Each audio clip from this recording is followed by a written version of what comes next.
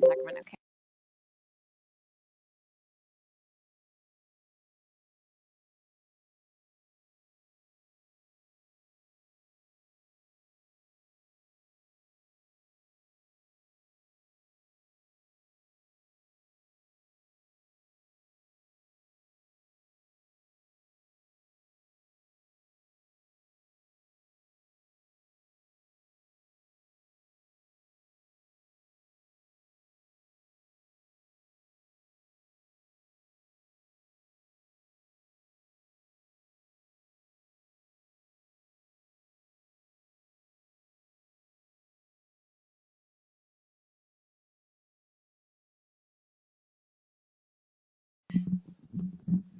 Hi, I'm Eric Branson. I'm the Assistant Director of the Placer County Children's System of Care, and I also live up in Placer County. My name is Martin Gonzalez with Aetna Better Health of California, and we reside in Sacramento County. Hello, everyone. My name is Cherry Mua, and with Aetna Better Health of California, and reside in Sacramento County. Hi, everyone. Jonathan Tran, Senior Program Manager with the California Endowment. I'm an LA kid, but I reside now in Sacramento. We'll wait for Araceli. Well, right before we jump into Araceli's presentation and learning more about the impacts and supporting families through the anti-immigrant, I wanted to make a real quick plug for this resource that CAPC has put together as the Families Resource Center, Vehicles of Change. It's really great information for the FRCs and others working with families. They're doing a training piloting in Southern California, but in the next fiscal year, they'll be doing training around this volume of work. And starting this next fiscal year. And sorry, there's copies up there for you if you'd like to take some. I know a lot of you have picked them up on the way. I really would recommend it. This is some great work and thought that's been put in. And then, so we'll go on and start with Araceli Navarro. Again, she is with the Children's Partnership. She's based in LA. She's come up here to speak with us today about some really great research that they've done in California around this topic. They had hundreds of surveys throughout California, talking to families, talking to children about what they're feeling, what they're hearing in their communities and just themselves. And she will also tailor into connecting with the theory of change or the theory of trauma as well. So, Araceli, I'll leave it up to you to move forward. Are you going to do that for me? Yeah. Okay. Thank you. Great. Good afternoon. It's afternoon. I'm from Sacramento, but I live in LA. So actually grew up really close to here, so near and dear to my heart. But thank you so much for having me. I'm actually really excited for all of you to be here. We've been doing this work for over 2 years, and sometimes it feels like you're talking to yourself and your friends all the time. So when Lindsay told me about this great opportunity in this great space, I'm really thrilled to be here, really happy to be an allied partner with all of you, and I hope that you will find this information valuable. It's been incredible to do the research that will help us to continue supporting children and families here in California. So as Lindsay noted, I am with the Children's Partnership, and we are a policy organization. I am not an attorney, but we have mainly focused on healthcare and technology from an access perspective for kids. However, about 3 years ago, when we started looking more closely at the demographics of our kids here in California, of the 9 million, half of them were on Medi-Cal. And then when we looked at the demographics even further, we looked at that 1 in 6 had an immigrant parent and 1 had an undocumented parent. So when we're talking about immigration policy, while we were not the experts on immigration, it was impacting our kids. And 2 to 3 years ago, we were doing all this great expansion on health coverage. Children regardless of immigration status. We were really excited. Our state is moving forward positively. Immigration policy started impacting not only coverage, but access. anecdotally that health coverage was changing and people were really concerned. And so we really wanted to be mindful of what that looked like, and to be able to go to electeds and go to our departments of healthcare services and really frame a picture about what it meant for these families here in California. So we wanted to make sure we could connect the immigration and immigration issue with health. And so we did a literature review. What is the current information out there? What does the research look like? What can we start connecting the dots for people around these two issues? Again, health coverage and access, but certainly as it related to immigration. And so we have this report on our website if you're interested. It's available electronically. And it really just gives you the lay of the land of again, that demographic, landscape and what we have been dealing with around immigration to give us context. So that then took us to what we ended up being, I want to say, maybe a 15-month research project that accounted for a provider survey of about 170 providers across the state. It included family focus groups of both young kids under the age of 18, and then also of parents. And then ultimately, and that helped us inform the questions that we then put out for this 500-person survey that we disseminated in our communities. And so what these findings, and it's a pretty comprehensive report, lots of in the weeds data, and I wanted to be mindful of time and really be transparent that it's not entirely obviously inclusive of all immigrants. We put it out as an option to participate. The demographics of it also, again, in thinking about immigrants across the spectrum of demographics, is not all encompassing. But this was our attempt to at least welcome people to share their experience and allow us to paint a story with their perspective. So I can talk about this all day, which it feels like I am today. But great. So I think one of the few things I wanted to tie back to the work that we're doing is around public programs. So here in California, we've done a lot to really destigmatize across, whether you're undocumented, immigrant or not, to use public benefits as you need them.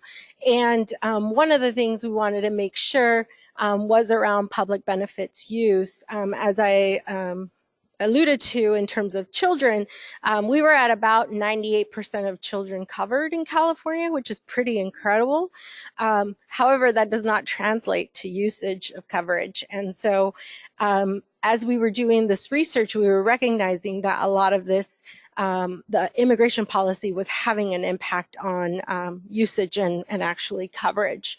One of the things we wanted to also make sure from the survey is a point in time. So since the 2016 general election, what were people's experiences in public benefits? And then also the element of DACA, a lot of the young people who were here and eligible for school and work permits, what their concerns were as well, since they were kind of they're able to advocate for themselves as well, but also recognizing their younger siblings and all their older parents and or grandparents.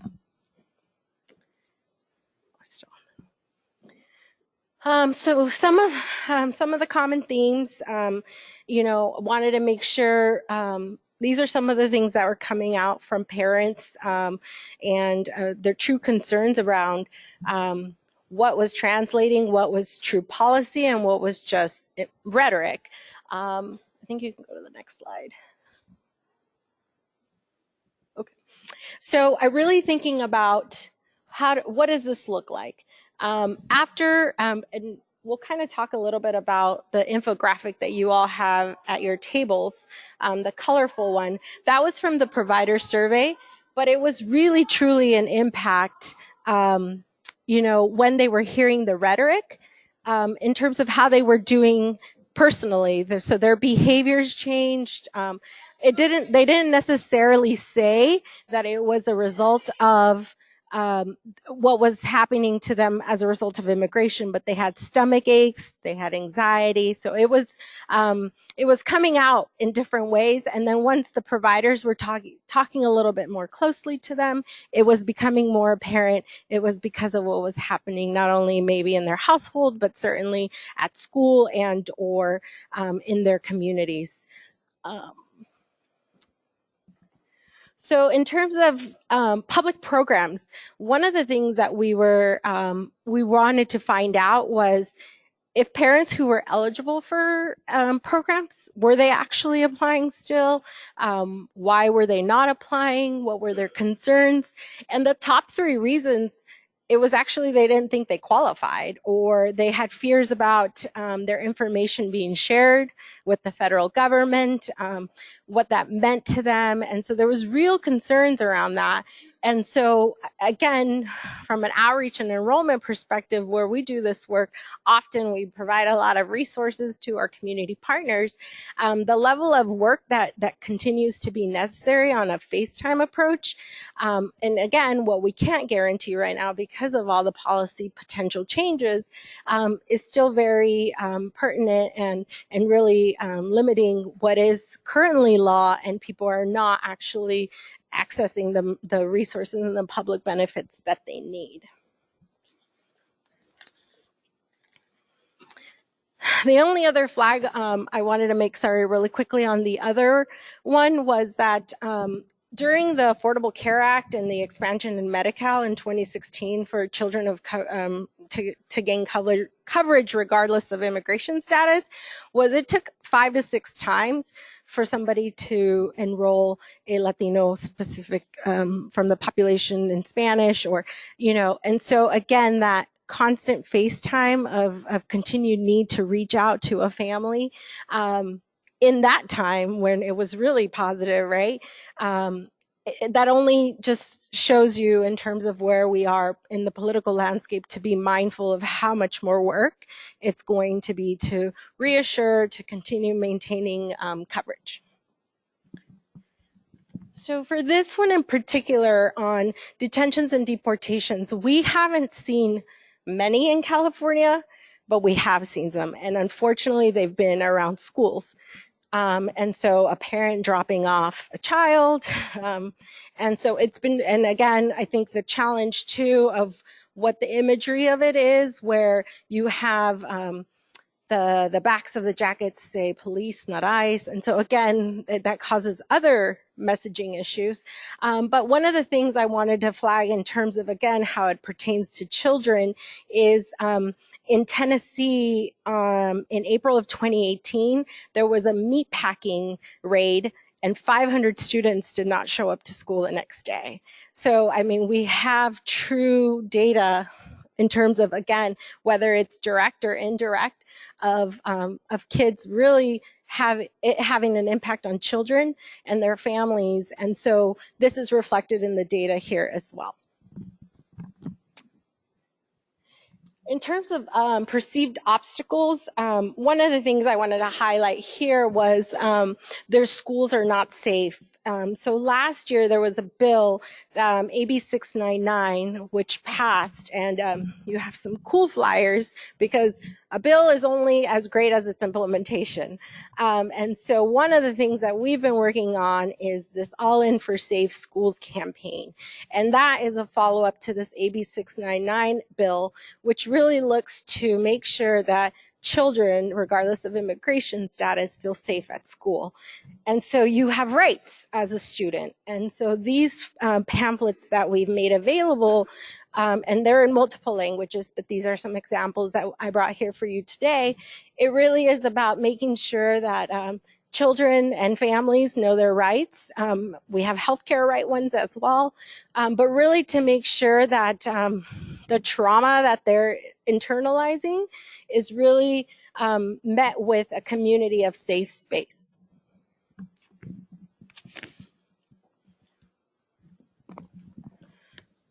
So in terms of aspirations, as previewed in the earlier slides, academic success, and parents want that for their kids. They have this dream of kids doing well and embarking on higher education success, and really thinking through opportunities for them to live good lives.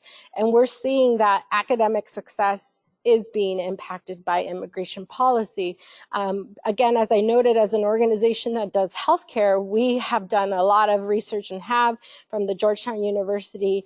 They have a children's center, and the research that they constantly connect back for us is how your health impacts your education success. And so again, this is us connecting the dots back to immigration policy having an impact on health, which ultimately impacts your academic success.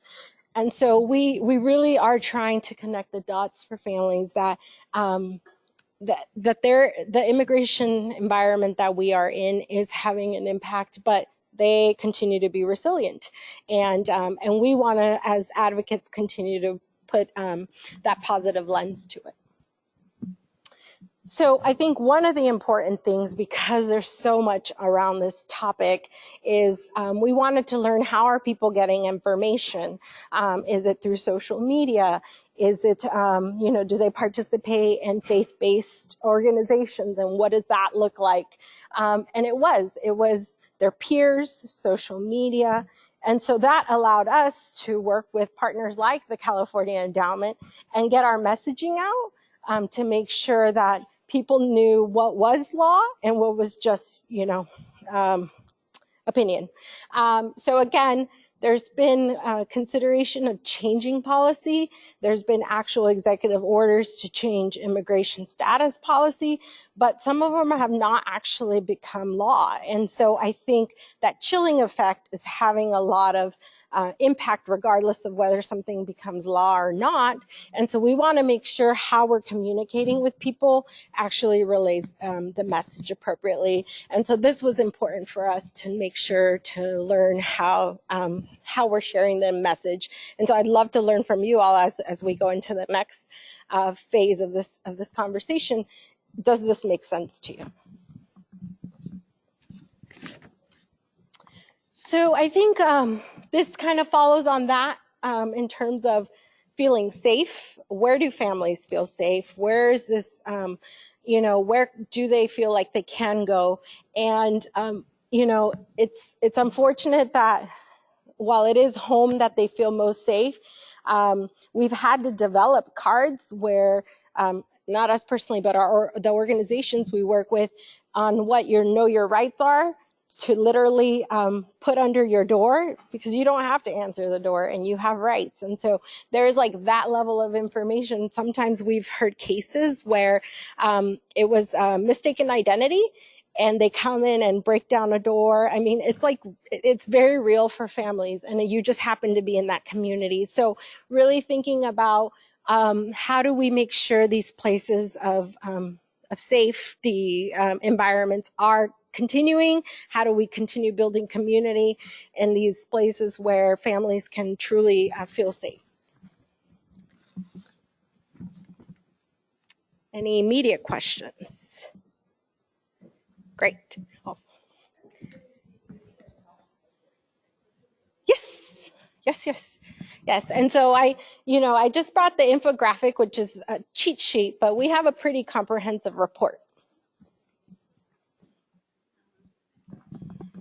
I think maybe, is this information, this data, is this something that people are seeing in their communities? Does it make sense, like Araceli says? Are you hearing these things? Are you feeling these things? Just want to get, is there anybody general input on? Hi, my name is Erica again. I just had a quick question. I know that a big fear in the immigrant community is, one of them is the lack of information, and once they have the information, it's the fear of, is this really true? If I apply for Medi-Cal or CalFresh, how would this eventually affect the possibility of me qualifying to change my immigration status? So the question of public charge, what's your opinion on that? So thank you for bringing that up. We are in a holding pattern, unfortunately, with public charge. And so I'll do a quick 30-second pitch on it. Public charge is the current, it's been a long-standing policy in the federal government. So it's not new. What they are trying to change last fall, the federal government, is seeking to change the definition of what public charge is. And so basically it's whether you are relying on the government, and if so, then they don't want to allow you to change your status from a green card holder to a citizen. And so as a result, we have a lot of uncertainty right now in terms of what that means. It's gone through a comment period, so this has been another piece of advocacy that wasn't traditional for a lot of organizations, and because it is a new process, and unfortunately also this administration has not been consistent in how the process moves on technicality, there is a comment period. The comment period closes, which we had over almost, I want to say 200,000 comments submitted.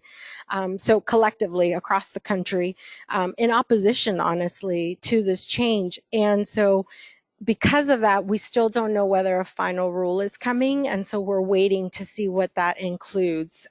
Some of the programs that were reflected on that proposed change of the definition do include some Medi-Cal, some food assistance. They've expanded it with another potential HUD mixed status.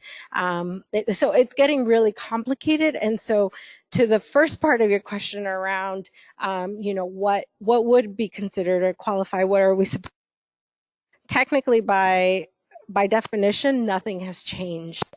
We as advocates are part of a California Protecting Immigrant Families Coalition, which is a national one as well. And we're really preparing ourselves for the rapid response. What does that look like? What does it mean? We are in the final stages of a design of a roadmap, essentially, like based on the final rule. This is this, then seek this. Most of it honestly ends up becoming to a lawyer.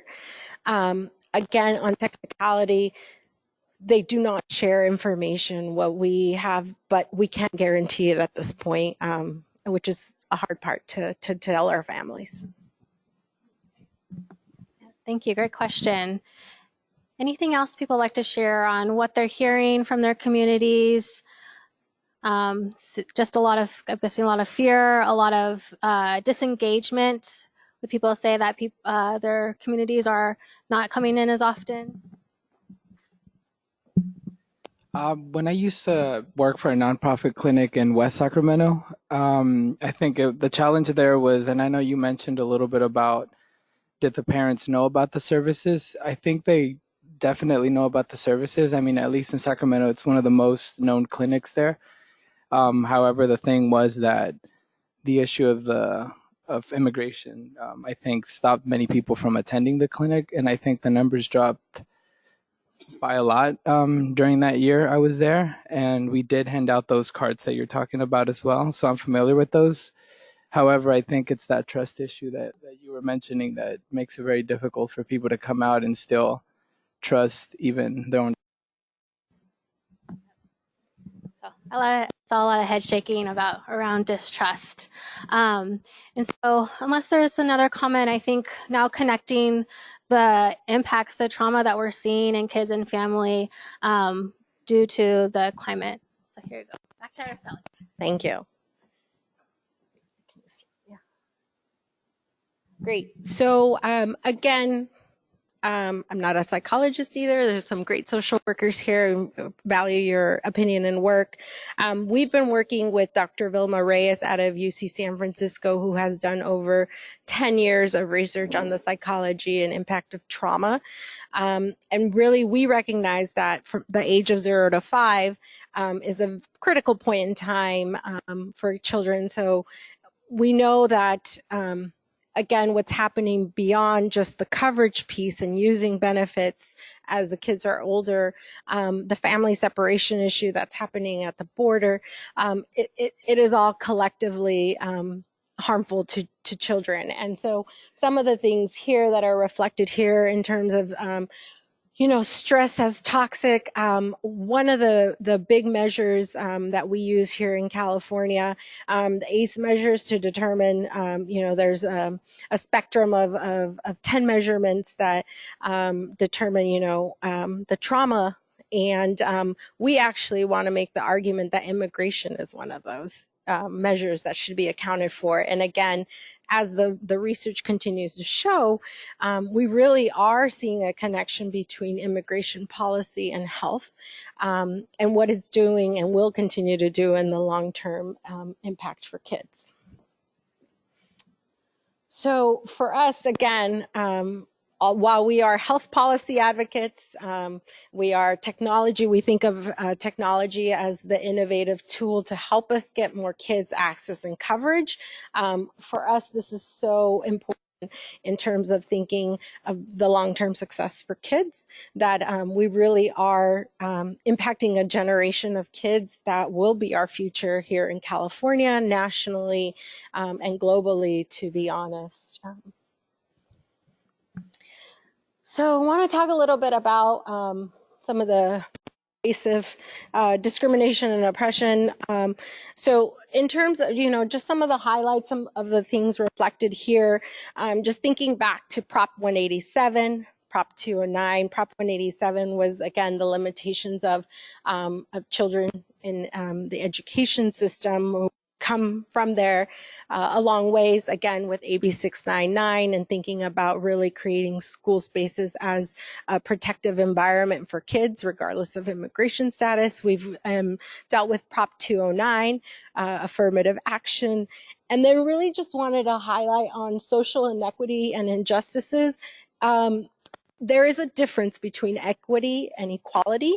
And so we want to make sure that we're looking at all of our agenda beyond immigration policy from an equity lens, that it's not just about making it available, it's about making it just. So this is really our attempt with this work to think about how are we doing our due diligence in, in an environment, in a society that has, our reality is institutional racism and unconscious bias. There's a lot of research that has gone into that, and so even when we personally have good intentions, we do have unconscious bias to certain stereotypes and communities. And so in trying to do this research, our attempt is to really think through how to get out of that uncomfortable space and have a dialogue about what is the right terminology, what is the right space to have these conversations and move us out of a very uncomfortable space. So as it pertains to this, I wanted to highlight the social determinants. And again, as I alluded to earlier, that we see immigration as one of those factors that is impacting health and well-being.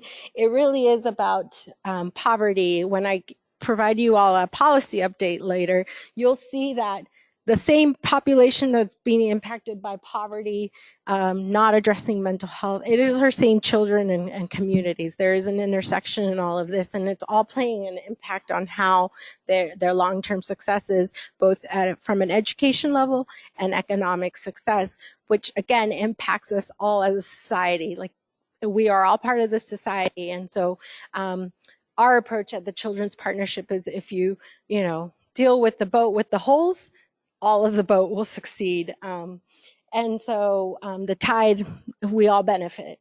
So really thinking about that intersection, that those who are impacted by poverty, those who are impacted by health and disease, it's the same populations, and we can't exist in silos. We need to work together to solve society's problems.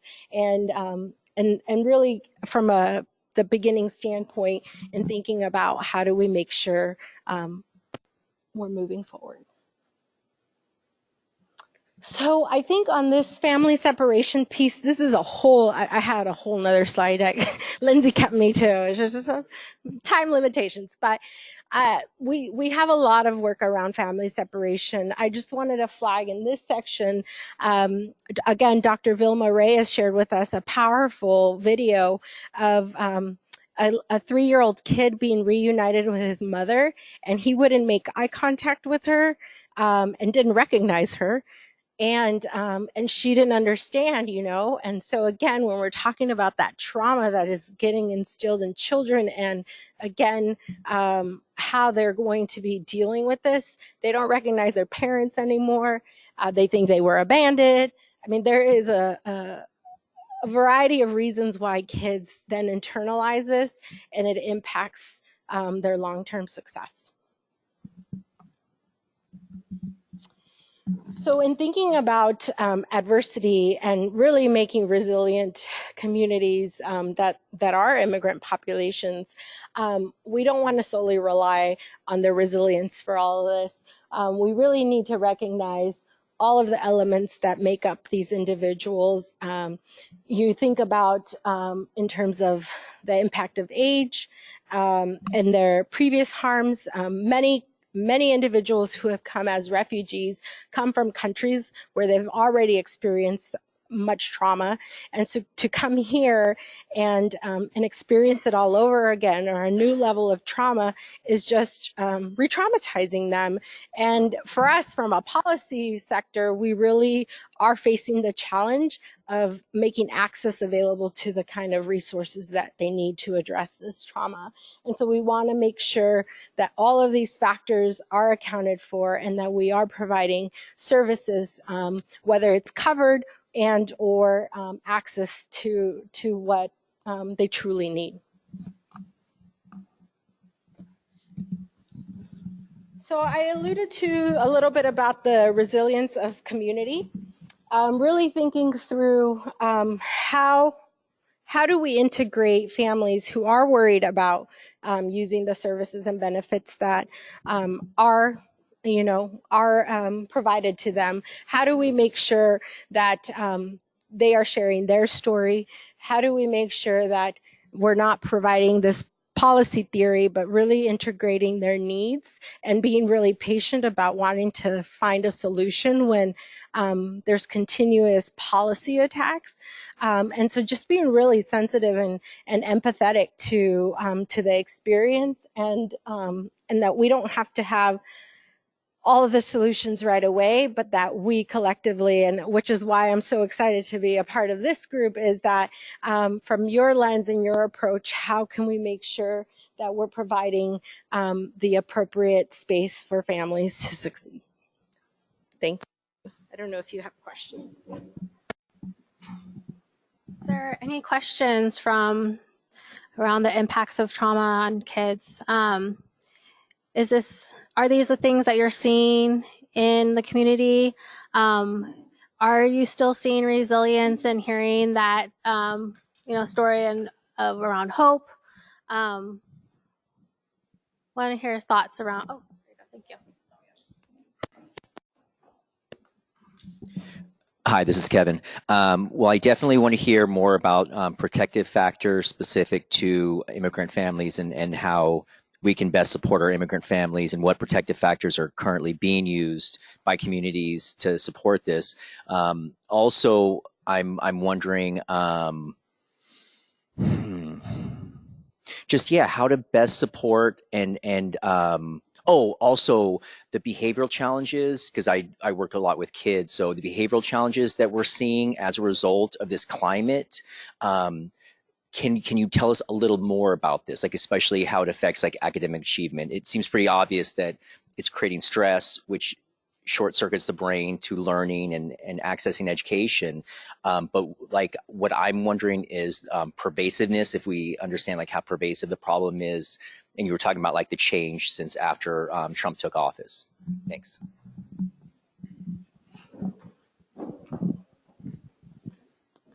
So on the protective front, it's tough. What we have committed to is to provide accurate information. So we have the California Protecting Immigrant Families campaign, where you have over 160 organizations.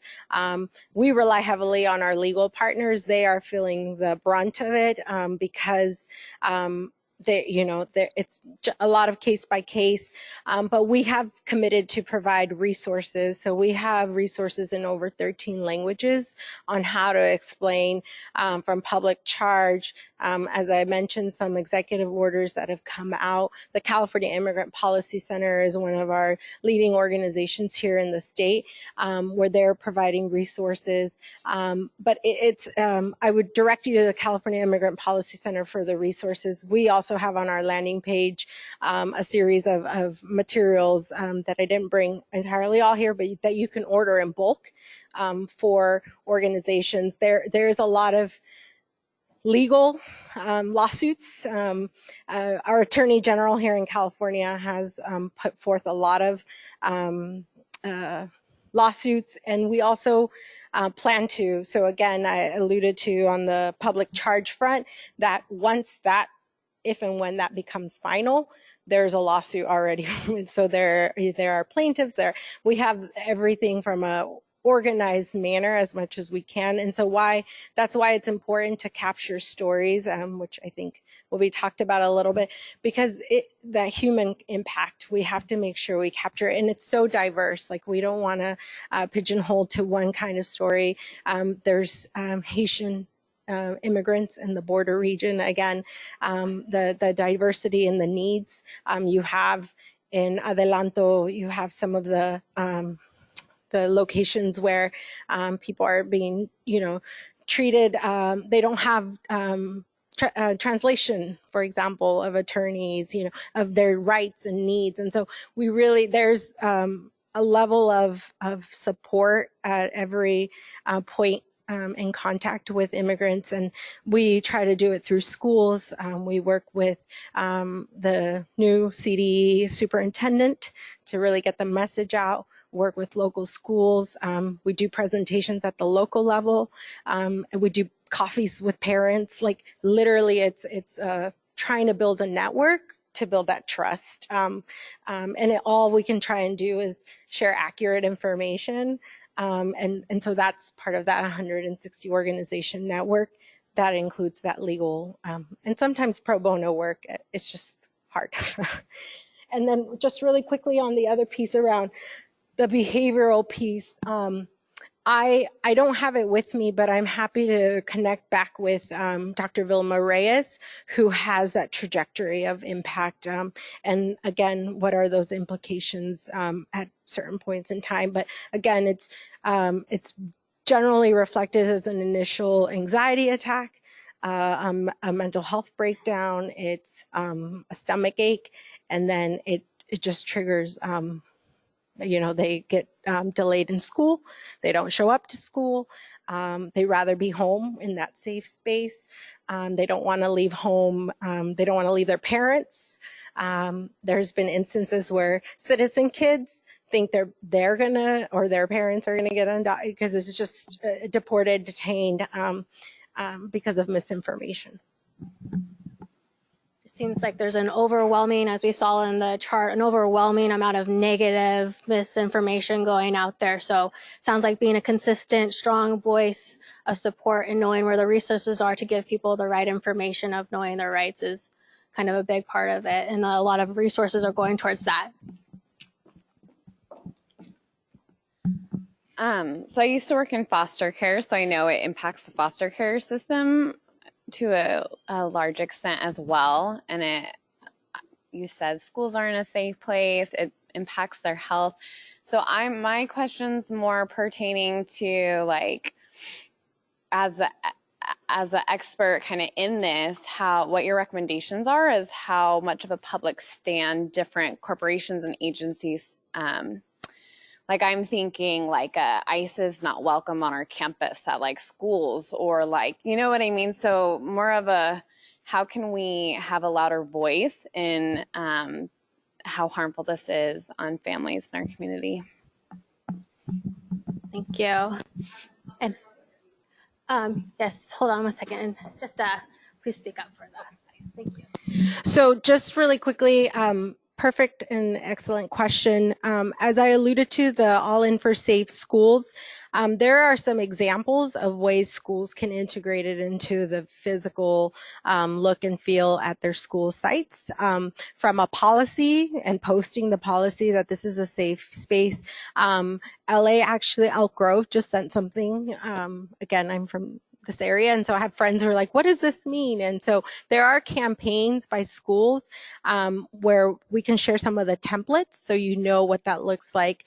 And again, it's from sharing resources at back to school. So that's a perfect example because the superintendent is a trusted voice. We've had him do videos and do robocalls, for example, to help us tell parents and inform parents. You'll be getting something, a packet. Please look out for it. Make sure you're aware. And it goes all the way across to signage and such. So I can definitely connect you with that. On the foster care front, I do want to know that it has been impacted. There are actually children who are going into the foster care pipeline. Unfortunately, in some parts of the country, they also cannot connect them back in the separation process, which is separate. And so it's creating, from a policy lens, a challenge not only to the overflowing foster care system in some parts of the state, but also just to you're having from the border region be brought up to Sacramento, San Diego, and so it's disrupting systems and they're not ready for them. So that's a whole nother logistical side. Another question over here. So I just wanted to share an example of hope and optimism, because I think you'd asked about that, and also just really highlighting how valuable creating safe spaces at school are. There's a family that myself and Erica worked with this last year. The dad was deported, and we both got to work with the parent, the mom, and then the 3 kids who were in school. And it was everything you described: not wanting to come, a lot of like withdrawing, anxiety, depression. And the daughter, who was in 8th grade, she had lots of like downs in the beginning of the year. Through working with her, she and her really connecting with some teachers and feeling very supported by them, especially when she started experiencing harassment from other students, and having teachers who talked about it in their classes and made it something where it wasn't just swept under the rug, but they actually addressed it. So she felt comfortable to be able to come forward with that. And then she, by the end of 8th grade year, decided she wanted to go to Bella Vista, which is a more like rigorous academic high school, and also that she's interested in becoming an immigration lawyer in the future. And so it is, there are lots of really hard things happening, but I think the takeaway from that is just that school can be such a safe, and such an encouraging place, and it takes multiple people. So getting teachers to, address those things is huge, and then just being there for the kids whenever you can. Great. Thank you for sharing that story. I hate to be a Debbie Downer after that really nice story, especially with this topic, but I'm curious as to what, and I know it kind of feels like we deal with these as 2 separate things, but they feel pretty close to each other in my book, related to like children's trafficking, sexual trafficking, and immigration, and how much, we frequently hear of those 2 things as being 2 really separate things, but it seems to me like a lot of that wouldn't happen if it wasn't because of some of these immigration policies. And how do we even deal with some of that? Because you hear stories of, well, my older sister disappeared. What does that mean? Where did that older sister go? So.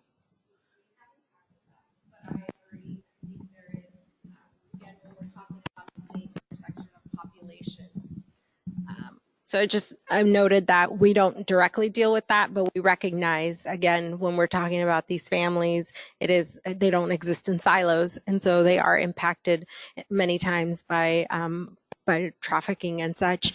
I'm happy to follow up. There are a few of our colleague friends that do this work, and so I think we can connect this listserv with some of the information around that for sure. Take another question over here. And just so everybody knows, we're passing around this mic. We do have some participants on that are joining us online, so I really appreciate you guys taking the time and waiting for the microphone. It's working. Oh, it just goes over there. Okay. Okay. I oversee child welfare services here in Sacramento County, and it came up at a meeting from one of our foster youth liaisons in one of our districts that there are immigrant foster kids in their schools. And so when I asked for more information, it turns out it's a foster care system through Homeland Security.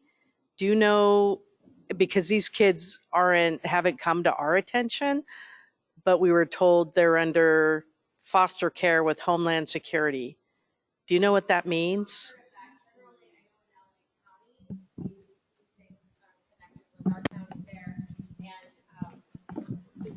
Child services. So I'm not aware of a foster care system, but I imagine just based on the policy side, the issues that DHS is having right now in terms of tracking children, that I could see that being kind of where they're designating migrant children, family separation, all of those. But I'm happy to look into that. As I was mentioning in LA County, it does go through our child services. So I'd love to talk to you more because I'd like to see what that looks like, and if it's not being consistent across the state or at the federal level. Great, thank you.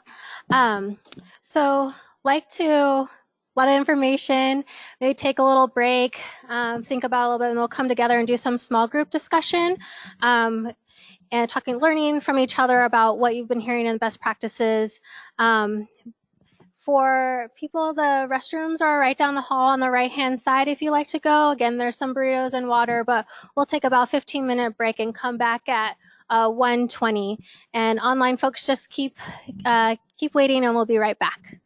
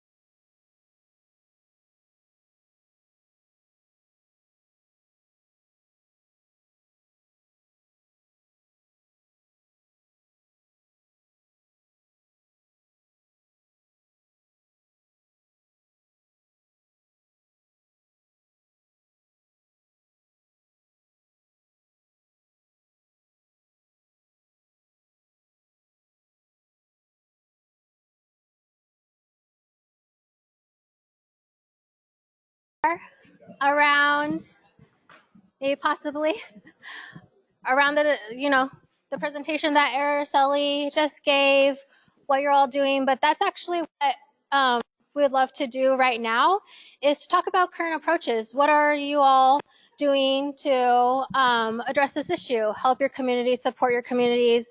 What are you hearing? But specifically, we would love to have this discussion around more about the activities. Later in the day, we're going to hear from Jonathan about the messaging that we're using to support. And we're also going to hear from a panel with Araceli as well as Gabby Trejo about what they've been seeing be useful and successful in communities. But we would like to start it off by hearing from you all and share and hope that you guys can share with each other. How are you inviting members into the community to participate in the programs? What are they being responsive to? What actually gets them engaged and coming back and feeling safe and supported? And then where are the best places to connect them? We saw in the research that a lot of people are just feeling the most safe place for folks has been home, but what are the places in the communities? As we know that some places such as schools have been having some hard times, but is school a great place still? Would love that discussion, or what other places can we connect with them and support the families and get them, support them, get them services that they could participate and use as resources. So there's some plain paper, some note cards on the table, some color pencils and pens around there. But really, if you'd like to just huddle together on your tables and have a discussion on what you're all doing to invite the community in and what you've seen successful, take a few minutes to do that, and then we'll report out and share the highlights from each group and learn from each other. So go ahead and dive in.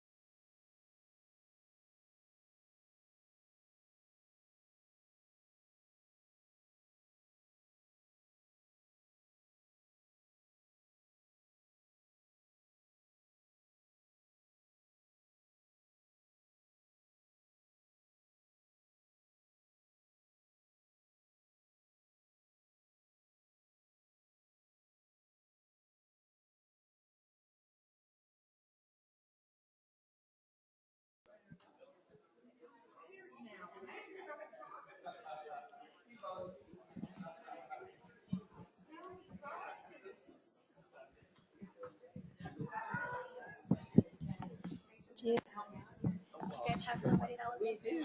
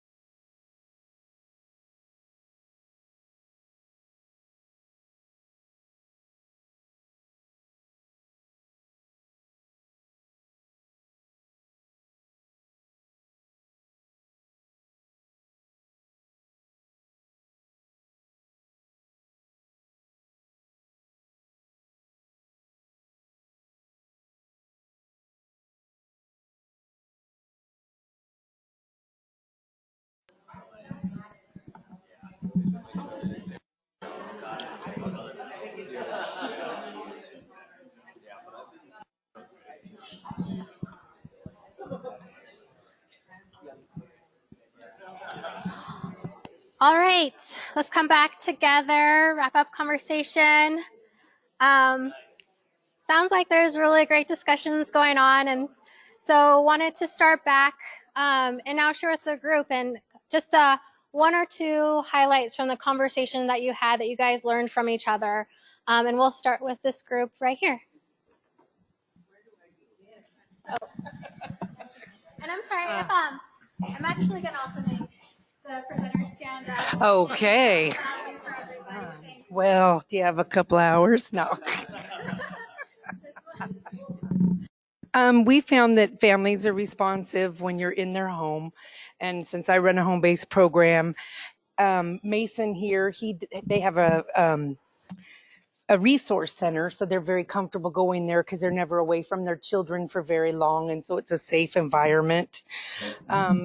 For these two over here, well, it's more mandated, so they don't kind of have a choice. And yours also with the health piece that they want the services. So we said that for 3 of our agencies, it's really, really comfortable. For them, it's a little more mandated.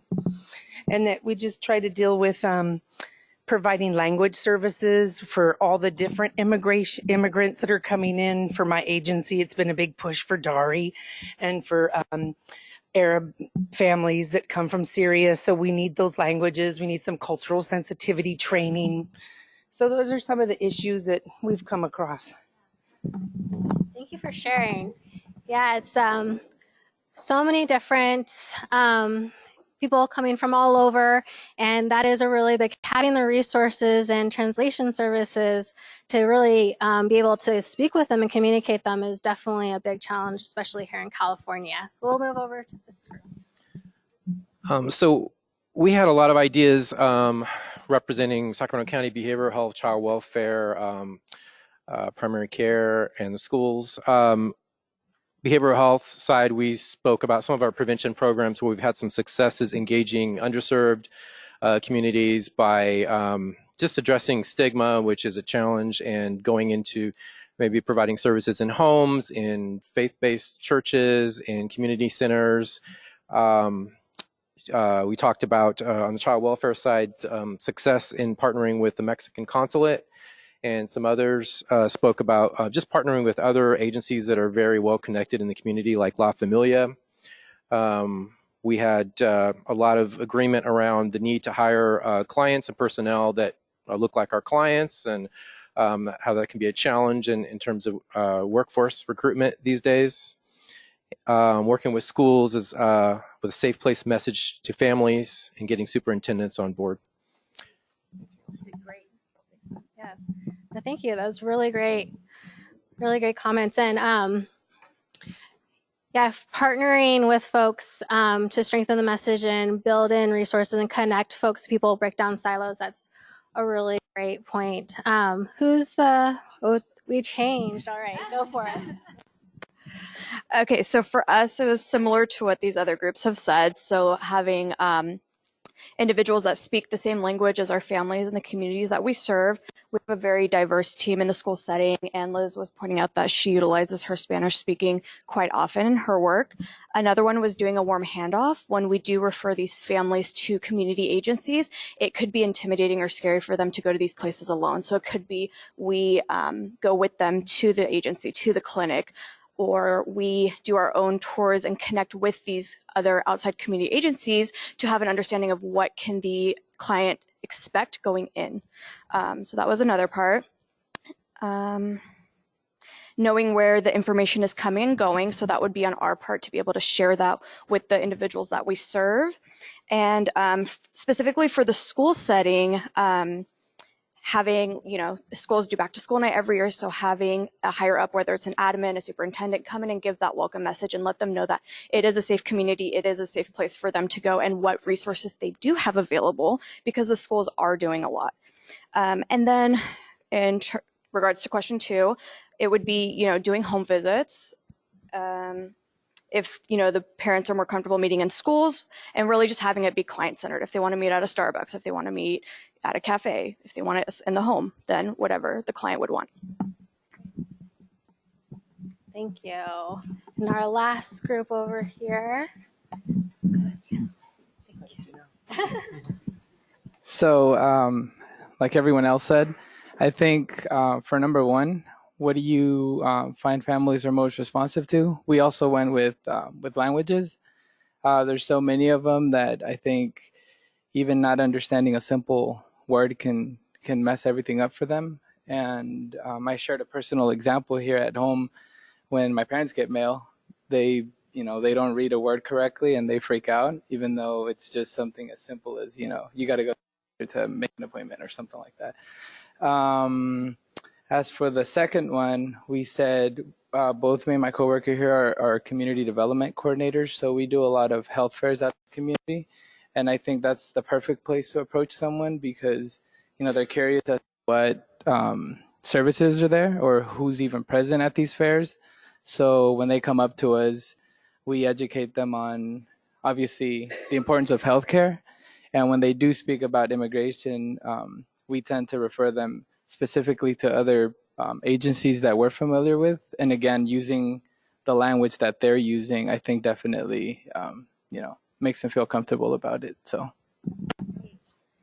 It sounds like there's a lot of conversation around meeting people, not just at the right places, but with the right language, at the, being culturally competent and having the right messenger comes up, and then connecting people with partners that of that can help them further get other services and benefits they need of building the trust is really important. I think a lot of people had that conversation as well, and strengthening places that they're going to be at, either at health fairs to get those services that they really need, at schools that they're going to go to. So great conversations, and I hope that is really beneficial to you. There's some really great points, and it sounds like some overlapping themes that we've heard. Is there anything else that people want to highlight or share? Actually, this is just a housekeeping thing, kind of. So I'm with Strategies 2.0, and this is a great conversation. We want to share the story, and we will on social media. Is there anyone who does not want to be have your image on our website or social media today? Because I can frame pictures around you. Okay, good. Thanks. Thank you, Michael. Thanks.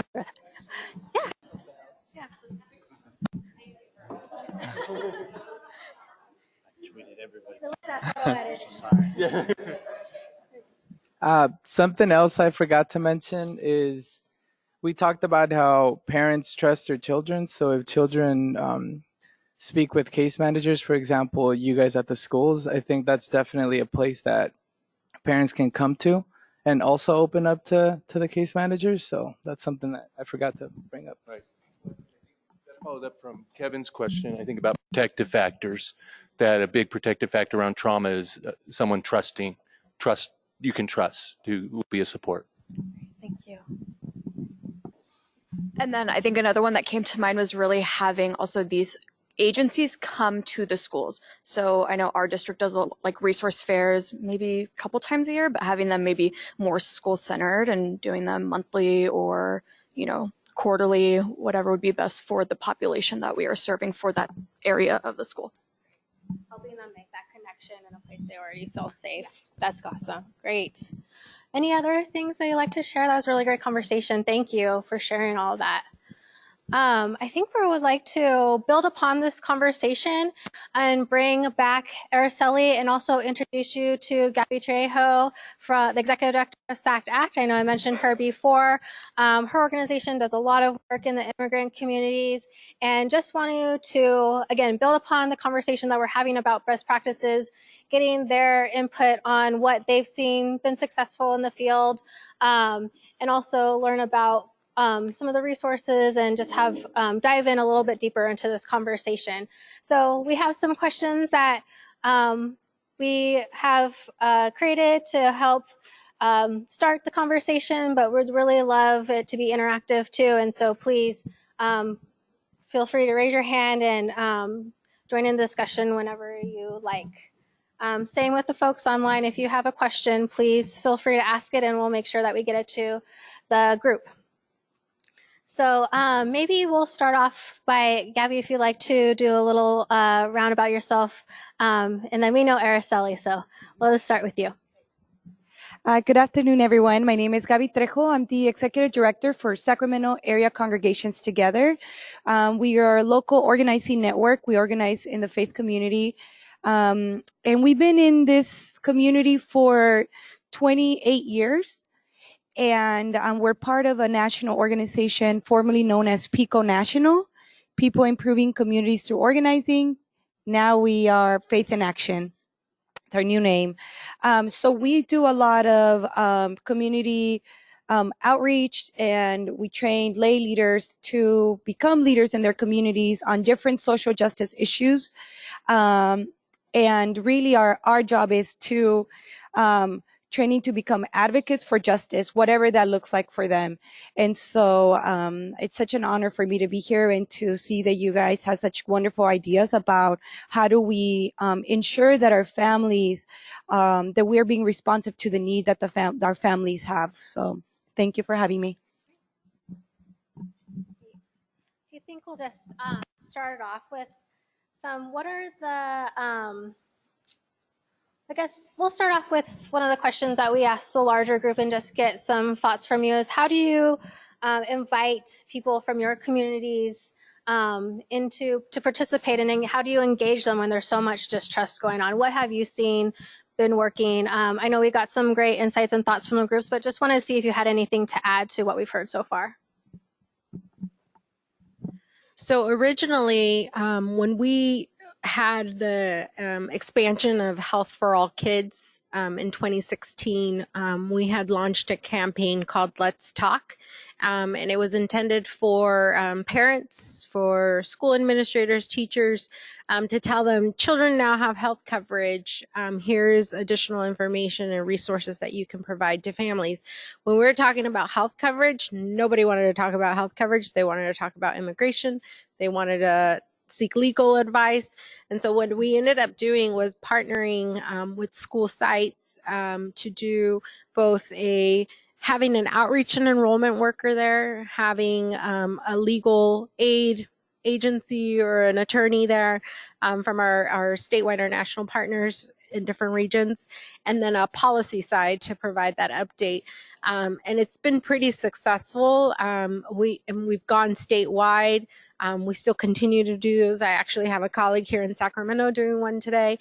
So we try to just continue building that network. And honestly, it's been a word of mouth in terms of sharing the resources. So, but again, we have official partnerships with CDE and different boards, superintendents and such, but it really becomes a trust piece where you can get information that people can trust and share. Yeah, I think most of you, most of the tables talked about trust being such a key part. And I remember when I first came into organizing 7 years ago, I wrote a quote that said that people don't care what you know unless they know you care. And that is so true. And it's been with how I've been leading a lot of the work when we meet people, that when we first meet them, they just have problems, right? And so how do we move them from just thinking about their lives and the things they're facing as problems, but to actually start imagining what a solution can look like, right? And and what would be a pathway to actually achieve that solution? And so I have seen a shift, at least locally, in our work around with immigrant families. That back in 2014, we started advocating for healthcare coverage for undocumented adults in this region, which was a program that we used to have. And we were able to get the county, believe it or not, in 2015 to pass that program. And the program would only provide very basic healthcare coverage, primary care for 3,000 adults. Our region has an estimated 55, 65,000 people, right, that are considered undocumented adults, right? And those numbers, depending on who you're talking to, they will use a different number. But we have a lot of undocumented adults that we may not know about. So you think about 3,000, it's a very small number compared to the need. But, folks were enrolling in the program. Fast forward, there was an election of 2016, and we saw a drop off of how many people stayed in the program or were enrolled. So while our Board of Supervisors continues to support this program, we still have 400 vacancies. So if you have families that need healthcare access, this program is called Healthy Partners.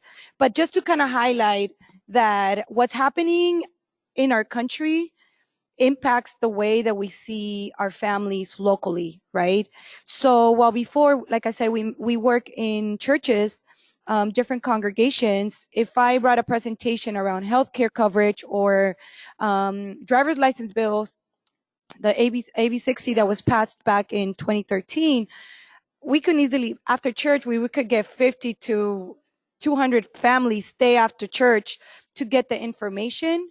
But post 2016, we saw a drop of how many people would get the information. They would just come up to me at the end and be like, "Oh, what do you know about this?" And so I think thinking more creatively about meeting families where they're at. So maybe sometimes a larger setting when we're talking about just resources for undocumented immigrants may discourage families because they may feel like they're being targeted. So how do we bring information that is about undocumented immigrants, children, right, healthcare, like a variety of things, so that folks wouldn't be able to be picked out of a crowd? So kind of like the healthcare, the forms that you're talking about. I think it's a great way, a new way to engage families so they don't feel targeted. And you guys kind of mentioned some programs, but are there other tools that you know of, other methods that have been helpful of breaking down the barriers, getting people to participate, and I guess just create stronger relationships, I guess. But we've heard some great tools from the crowd, but wondering if there's anything else that you've seen work that they could utilize in their communities. I can start. So you actually reminded me, some of our more conservative areas, and whether it's county or elected officials, they host events for their constituents. And so framing it as not an immigration issue, but a constituent issue. I am you, I represent you, and therefore these are the resources in your district that are available, and inviting partners to participate in those spaces and just making it available. There was at some point significant drop off with what were traditional county programs that were available. And we're very successful in people participating. And so it really is about providing that space. I would say also it is, we have several resources from multiple languages, and again, from what different approaches. Some people really like social media. So we've managed to try and move some of the messaging into a social media short elevator pitch on something to get people to engage. And then we've done Facebook town halls. We've done Twitter chats. Really just, again, if people are not comfortable, first initial interactions is really just getting them to engage, to know we are trying to provide information. It's not scary, and really building that rapport. Yeah.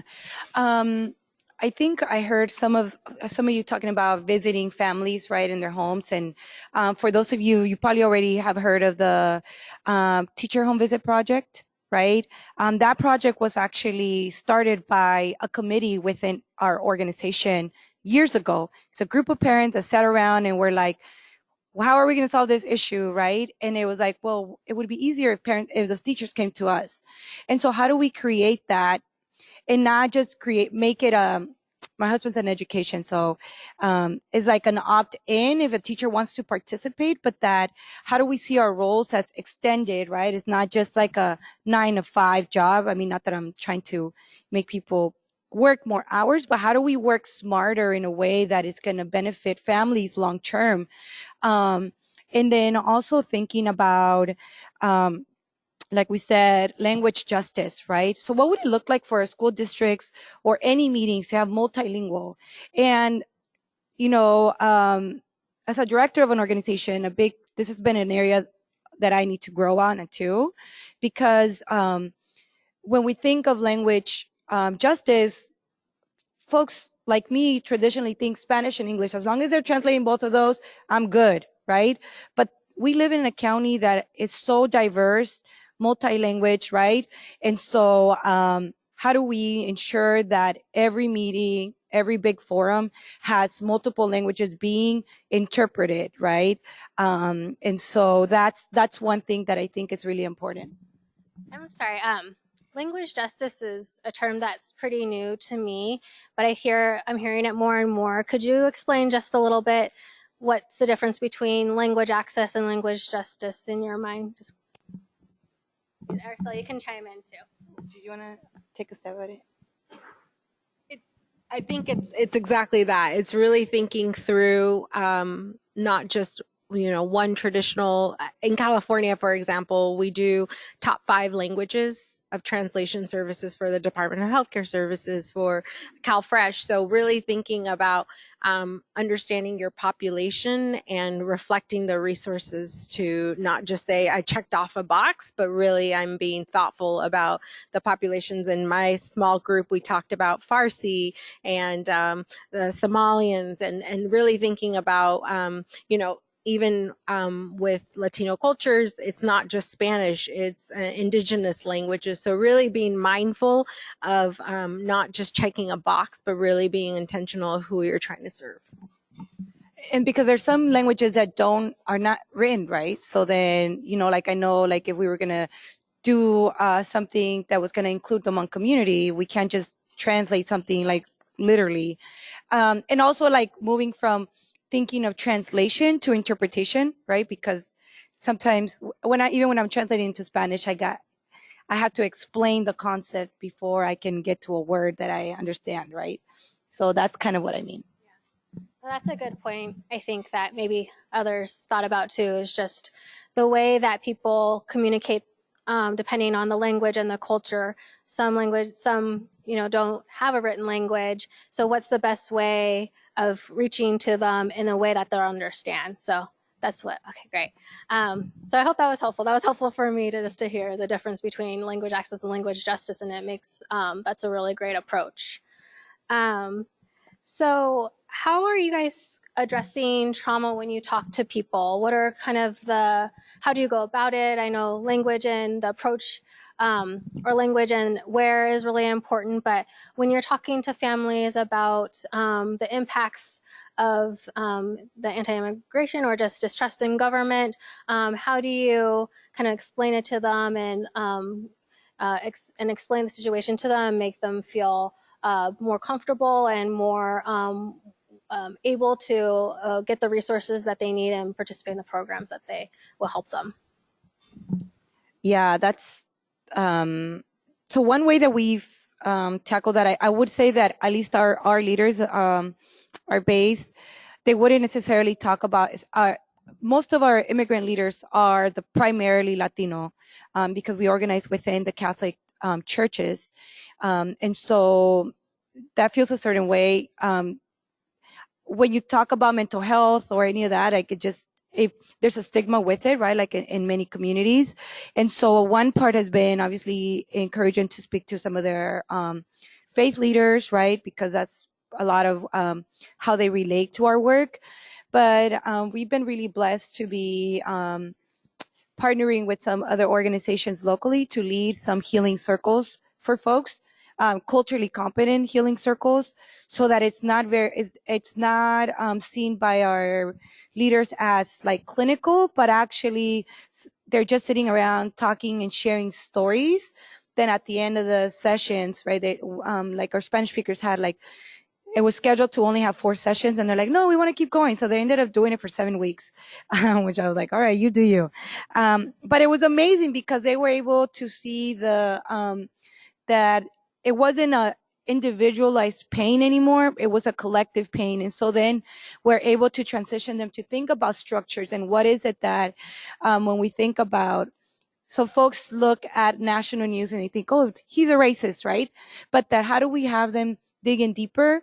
That is not just this man's white and he's he's racist, but that is like we're talking about institutionalized racism and how does it show up in that, and how is it that people that we interact with in our day to day may have their implicit bias, and how that may play a role in the way that they provide the service or not to our families, right? And so that has been a way that we've been able to approach some of that trauma that they had, and then seeing, like I said, allowing them to name their truth and to see that there are a lot of different people doing some wonderful work, that we're trying to build what we call a beloved community that includes all people, right? So for us, from a health perspective, really thinking of non-traditional ways to receive healthcare, and providing those spaces. So and allies in that space. So home visiting is huge for us, and it started with oral health. And again, we're looking to expand that and offer the mental health connection. Also, community health workers and promotoras, they are trusted sources of information. And so really leveraging that trust and providing them the information and resources to be able to build that rapport with people around these very difficult issues, and mental health resources. We recognize that one of the challenges we're experiencing on the policy side is what happens after you diagnose somebody with something and you don't have somewhere to send them or provide them the resources. This is one of the things we hear.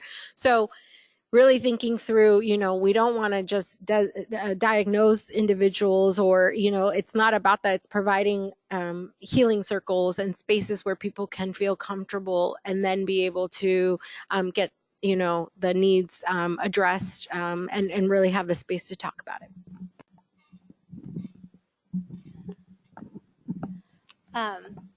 Can I ask a little more about the healing circles? So are they focused around a specific community or a specific topic? And then it sounds like there's members of the community, but also members of organizations that can support them. Just wondering a little more about what that looks like, because it sounds like it could be really a useful tool and an approach to get deeper into connecting with folks and building that trust. So the way that our healing circles came about post the murder of Stephon Clark, and seeing that, this has a need for our community. So it started with Safe Black Spaces that have been going on for over a year now, and they're still continuing to go on. And then we decided that we were going to do healing circles for Latinos, for API, and that the 3 kind of different communities would continue on having those safe spaces, right, so that they could be culturally competent, because we experience life differently, right? We see the world through the lens in which the society sees us. And so our hope is that all the different healing circles have completed a couple rounds of folks have gone through those healing circles. So this summer we will be bringing them together to kind of have a larger kind of conversation about how the stories they heard in their individual circles, and kind of like what is a common theme, right? When we talk about what our families are experiencing locally. And so one of them, so they look different.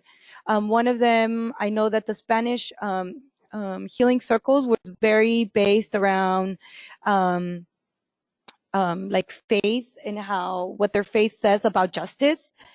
And so how do we move folks from saying like, I have this great relationship with God, but actually what is that relationship calling you to do?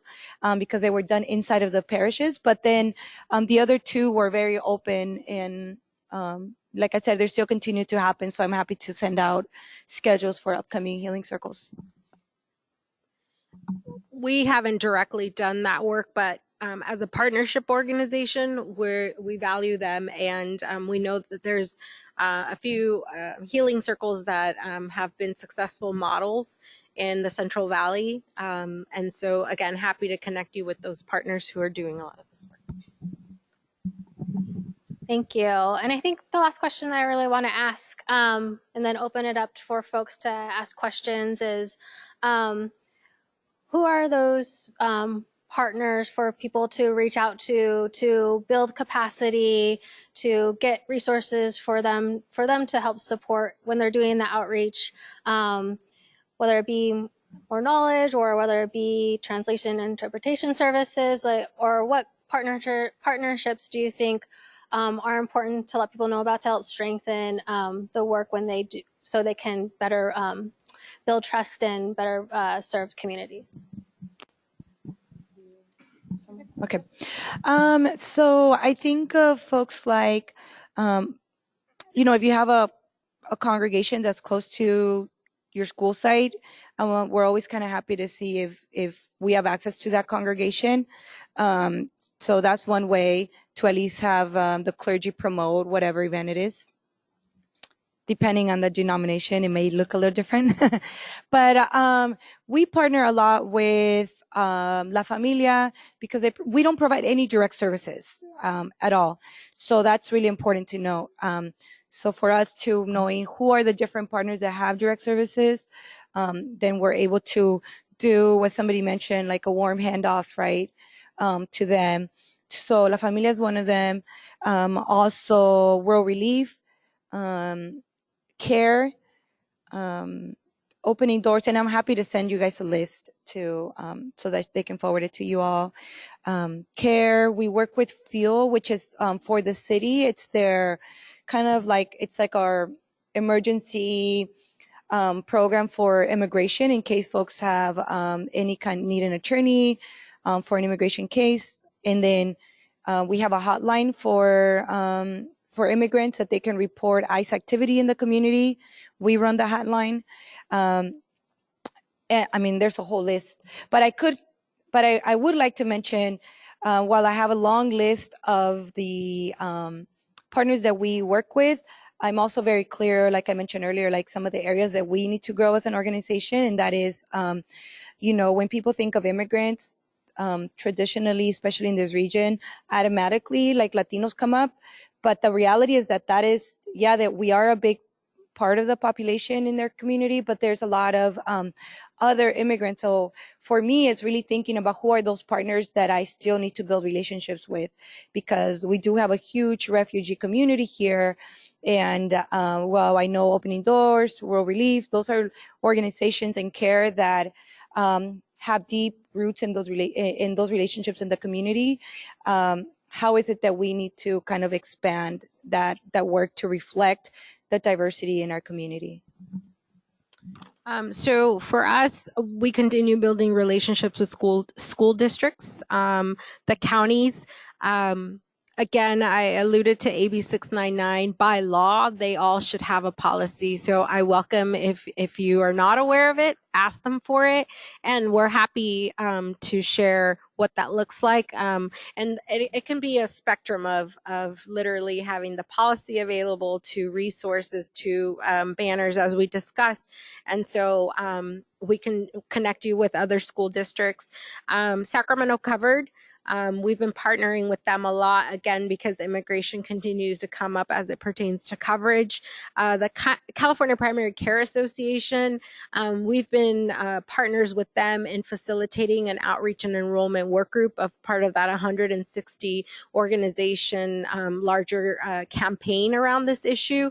And we've put together a curriculum that's really structured as a train the train model, where you have the notes at the bottom to help you walk through. We offer trainings for free and really just helping to build up organizations. The Immigration Legal Resource Center are strong partners of ours that also provide free legal services. So if you're hosting an event and you would like to have them join you, we can collaborate on that. And then in LA, we really pushed hard for the development in the Office of Immigrant Affairs with our Board of Supervisors. And they have been driving research efforts in terms of impact to LA County. So I welcome, again, if you have relationships with Board of Supervisors, City Council members, mayors, really engage them in the conversation, because again, from a constituent perspective, this is of interest to them, and we can talk about how to frame it for them. And again, the trauma, we're talking about trauma, and you all are that network that is of safety net that is providing that cushion. So how do we build those relationships? Because they welcome it. And so again, we have those resources to connect you and how to talk about it. Great. Thank you. That was a really great point of partnering with local government to get the research in there to show that there's a need and to push resources to the right to the people and the communities that it could really impact and where there really is need, and to just better understand where that is and who those people are. Something that'd be really interesting and probably good to, sorry, one more thing. One plug. We actually did put together, so again, we're talking about possible changes to policy, and I'll share a little bit in the public policy update, but the chilling effect. So we actually did a breakdown of every county and the implications that a rule like public charge, if it goes into effect, how many kids would lose coverage in both Medi-Cal and in CalFresh. So we have data of that nature, again, to make the case about significant impact.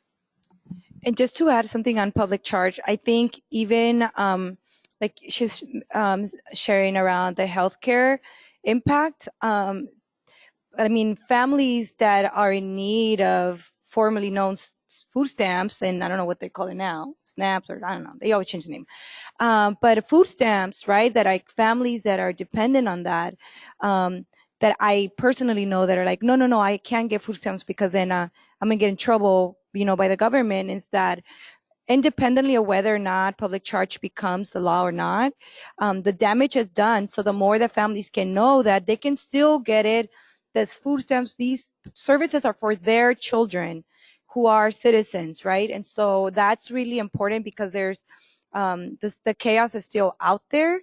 And when I think about another resource is the BHC, Building Healthy Communities. This building has just a ongoing list of great organizations that provide wonderful, wonderful work. So I encourage you to kind of get to know them. Great, thank you for that.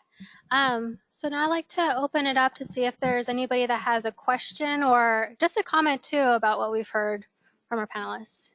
Start over here. I had a question about the healing circles. I've done one with a group of Latina women, and then next year I'll be doing one with Afghani women who are refugees. And what came up in the past is the dialogue is really good, and it goes pretty deep pretty quick if they're with a community that they trust, right? And so do you guys offer any training as far as being a mental health professional, how to not water down somebody's experience and what they're wanting to share, but also not opening a can of worms you can't close in that setting. Good question. Start off with Gabby might be able. That's a great question. I think the one thing that I want to remind ourselves is that our families are so resilient. They may open up and they may break down. I mean, we just mourn differently in the way that obviously if a person has a more serious mental health, obviously you want to be careful with that. I think in my experience in our folks is, you know, we obviously we're not mental health providers in any way, so they're just really community led healing circles, and it's just in our experience was mostly that families or individuals needed a space to just let it out. And then, you know, we checked in with them at the end, but then they showed up to the next one, right? And so yeah, I mean, and I understand that for some of your the places where you work, it may be a little different because there might be like more consequences and paperwork and all that. But at least in our case, it was really for like I'm gonna speak for the Spanish speaking ones. Those were like just community led. It was mostly women, older women, and they said some really deep things that I would have never imagined were said there and shared there. But they had created a container that was so like of deep trust. So I guess I'm not really answering your question, but our Safe Black Spaces was led by Dr. Christie, who is, you know, she's a professional on mental health. So those looked a little different, and I wasn't in those, so I can't really speak to them. But at least we had someone that had a degree that can speak to that. So briefly, we haven't done the healing circles, but we know how valuable they are.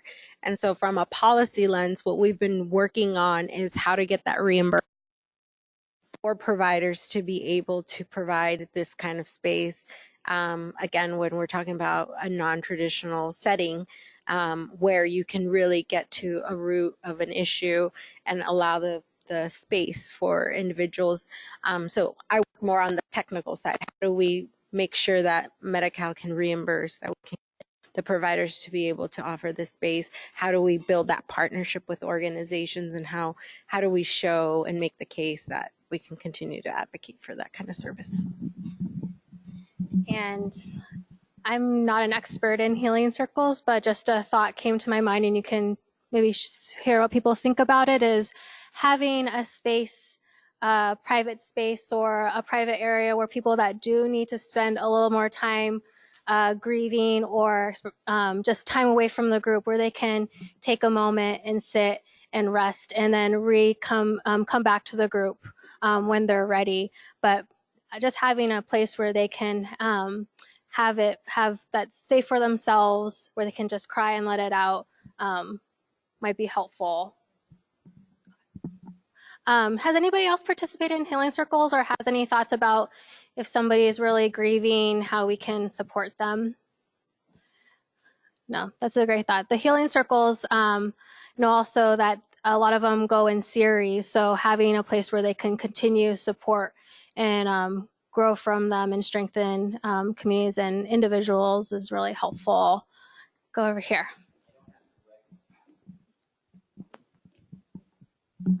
Yes, I don't have this is Kevin Galvez. I don't have direct experience doing healing circles, but I know my school in Sena, we do healing circles with not only adults, but with students.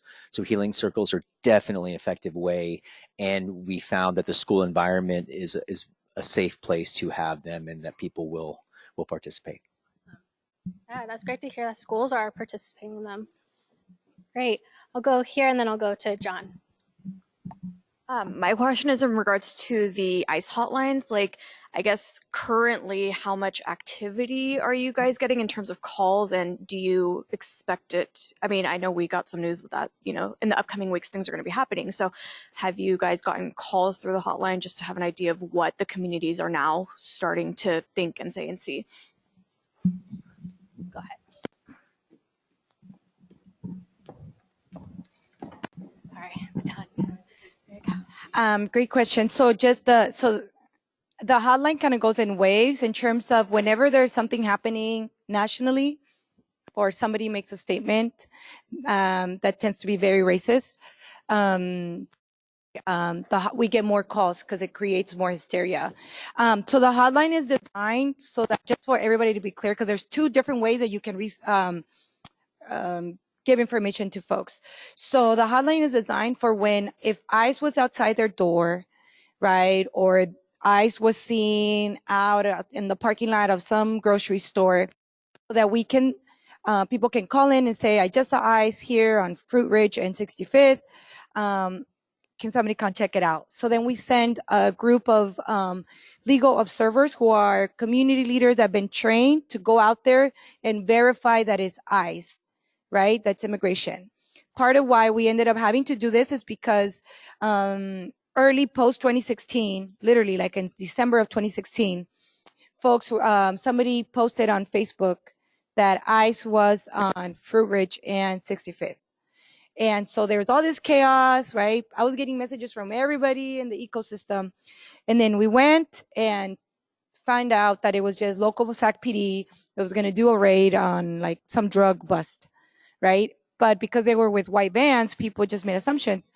So the hotline, like I said, is designed for if people see ICE, if ICE is outside their door, any of that, we're going to send legal observers to just make sure that people's rights are being followed.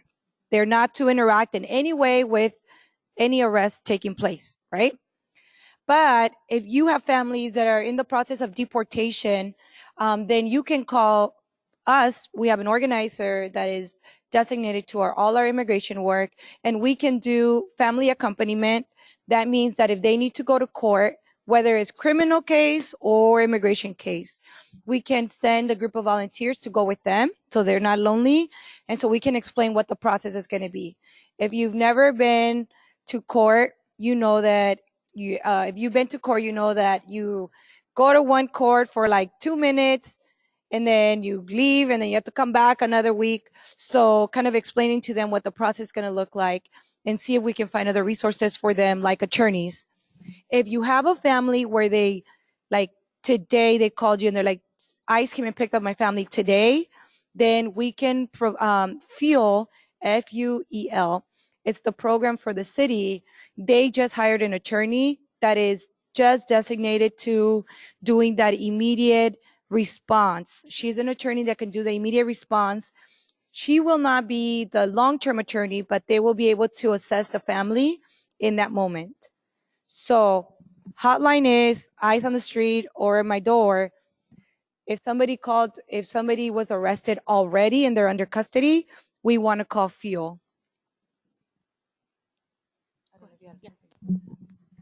Did you have one more question? Yeah, I was just following up on the question around the healing circles. One of the things that some of our grantees talk about, that on the one hand, it's really important to have the rapid response services available.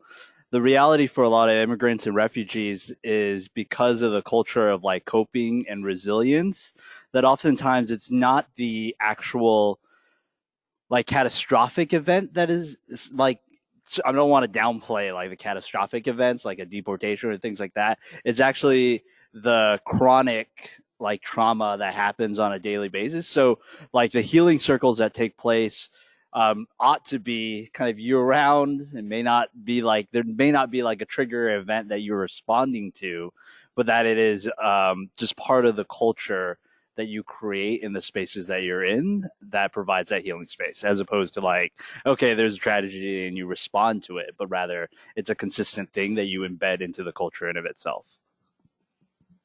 Right. So this can be healing circles for individuals in the community, but there also can be healing circles for people that are in organizations to create more culturally competent and safe places that are acknowledging and responsive to the needs of the community, it sounds like. So that's great input. Thank you, John. Is there any other questions before we wrap up the panel and move on actually to John's work that we're going to be doing? Any other?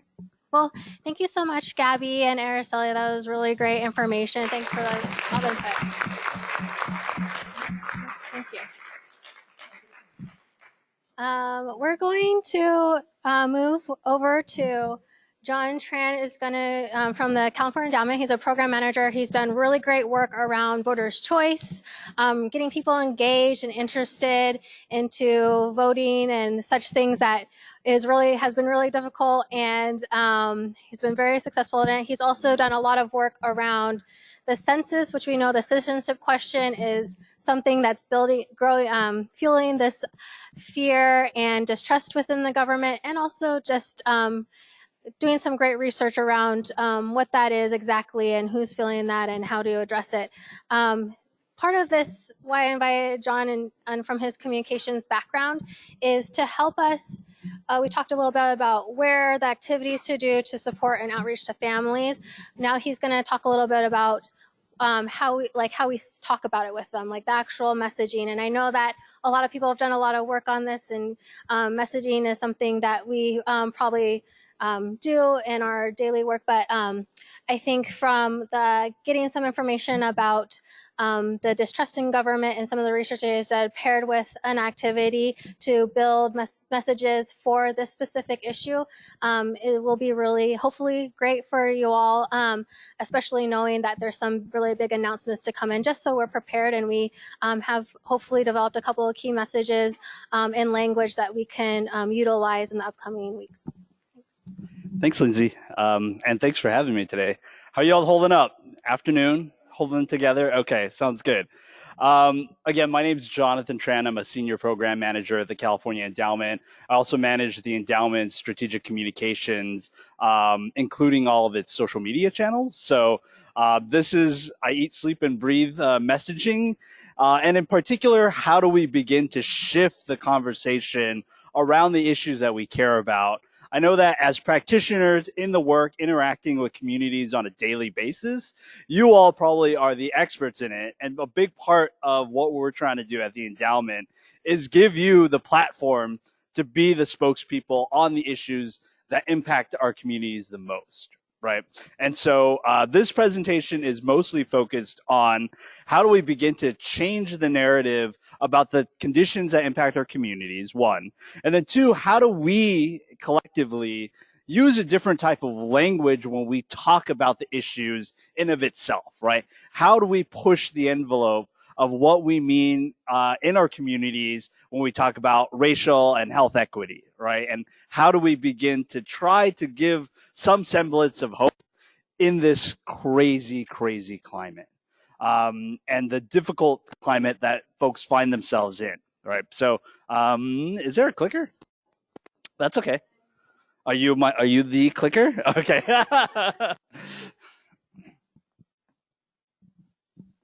Okay, so the first couple of slides I'm going to go through kind of focus in on some of the best practices, do's and don'ts about how we go about talking about the climate that our immigrant communities find themselves in. And as practitioners of the work, folks that are part of the advocacy work, part of the work that is the folks that are part of the healing aspects of it, these are some of the critical do's and don'ts of what we're kind of seeing across in the field. I wish I could say that this is original content from the California Endowment and we're geniuses that came up with it. This is actually a synthesis of the practices of all of our grantees, the stuff that they're applying on the ground to mobilize communities, and more importantly, start to build power within communities of color and within immigrant populations, right? So first and foremost, and this is something that the folks that are in education probably understand the most, is just recognizing and acknowledging the climate and the fear that exists within our communities, right? I think it can become numbing after a while if you pay attention to the news for more than like 30 minutes. If you ever log on to any social media channel, right? If you look at your timeline today, it's miserable. It is absolutely miserable, right? And the amplification of that and its impact on immigrant communities is tenfold. So the first step in any of this work is first and foremost the acknowledgement of what the climate is. But at the same time, how do we balance that with not feeding into the constant turmoil and the constant fear, right? So it's in of itself in a thing that you can do in your own personal lives, right?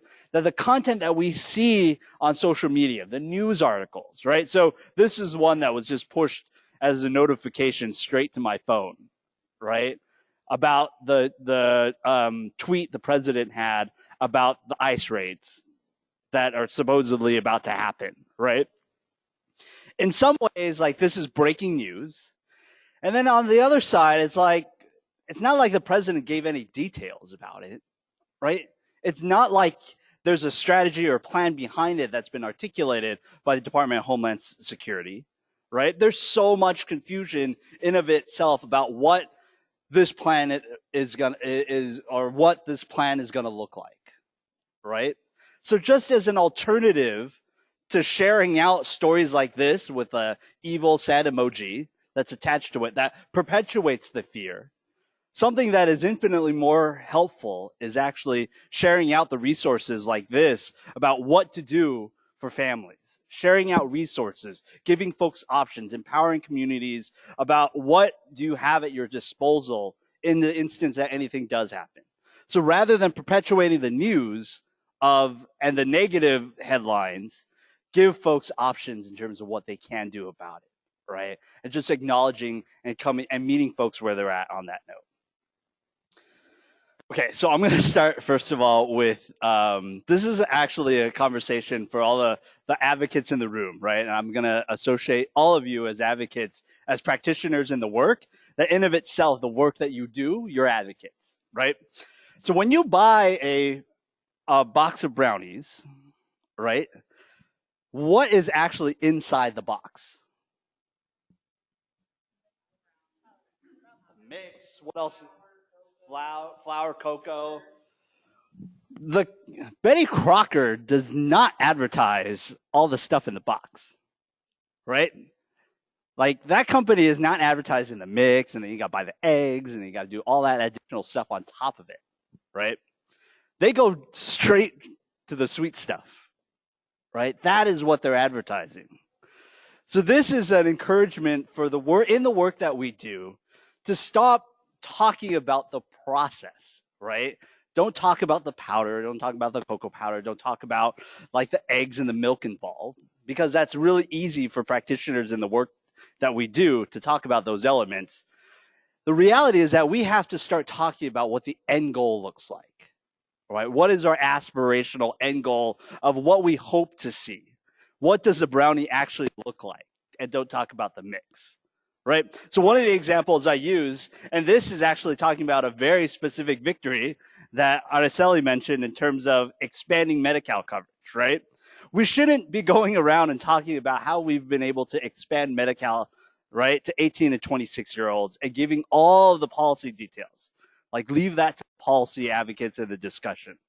How we talk about that in community is being able to expand the scope of what we actually mean and what we're envisioning, right? We took a step closer to envisioning a California where we have health for all, regardless of your immigration status, right? That how we begin to talk about it actually shapes the actual discourse of how things are playing out. Because the average person does not care about that last committee hearing and the negotiation that took place in order to get the governor's budget to be signed, right? And to be included, to have health for all young adults to be included in the final budget signature, right?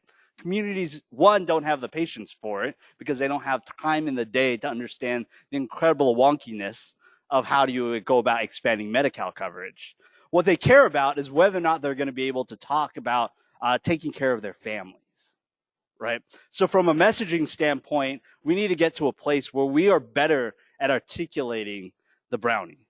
We need to be articulating what our end vision ought to look like as opposed to the incremental steps that we're getting there. I'm not saying that the incremental steps aren't important. Like, the policy advocates are still going to have to do their jobs in terms of getting us the incremental victories. But just simply from the way we talk about it in the fields that we're in, we need to start articulating what that looks like. Be direct. Okay, so I'm going to share a series of polling results that we had one of our community partners do to help inform their integrated voter engagement movements, right?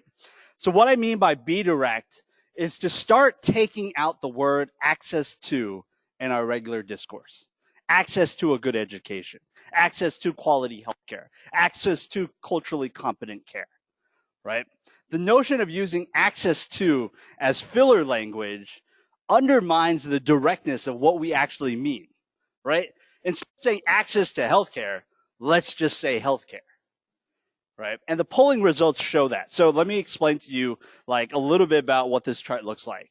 So the different colors and the different shades of the color indicate the depth of support, right? So if you rated on this statement whether you agree or not, so there's a blue statement and there's a yellow statement. The lighter ones include a rated 8 to 10. The darker colors indicate 10. So we're striving for the 10s, right? So if we took out just in the basic statement that says making sure every child has access to high quality public education is a shared responsibility of parents, teachers, and communities.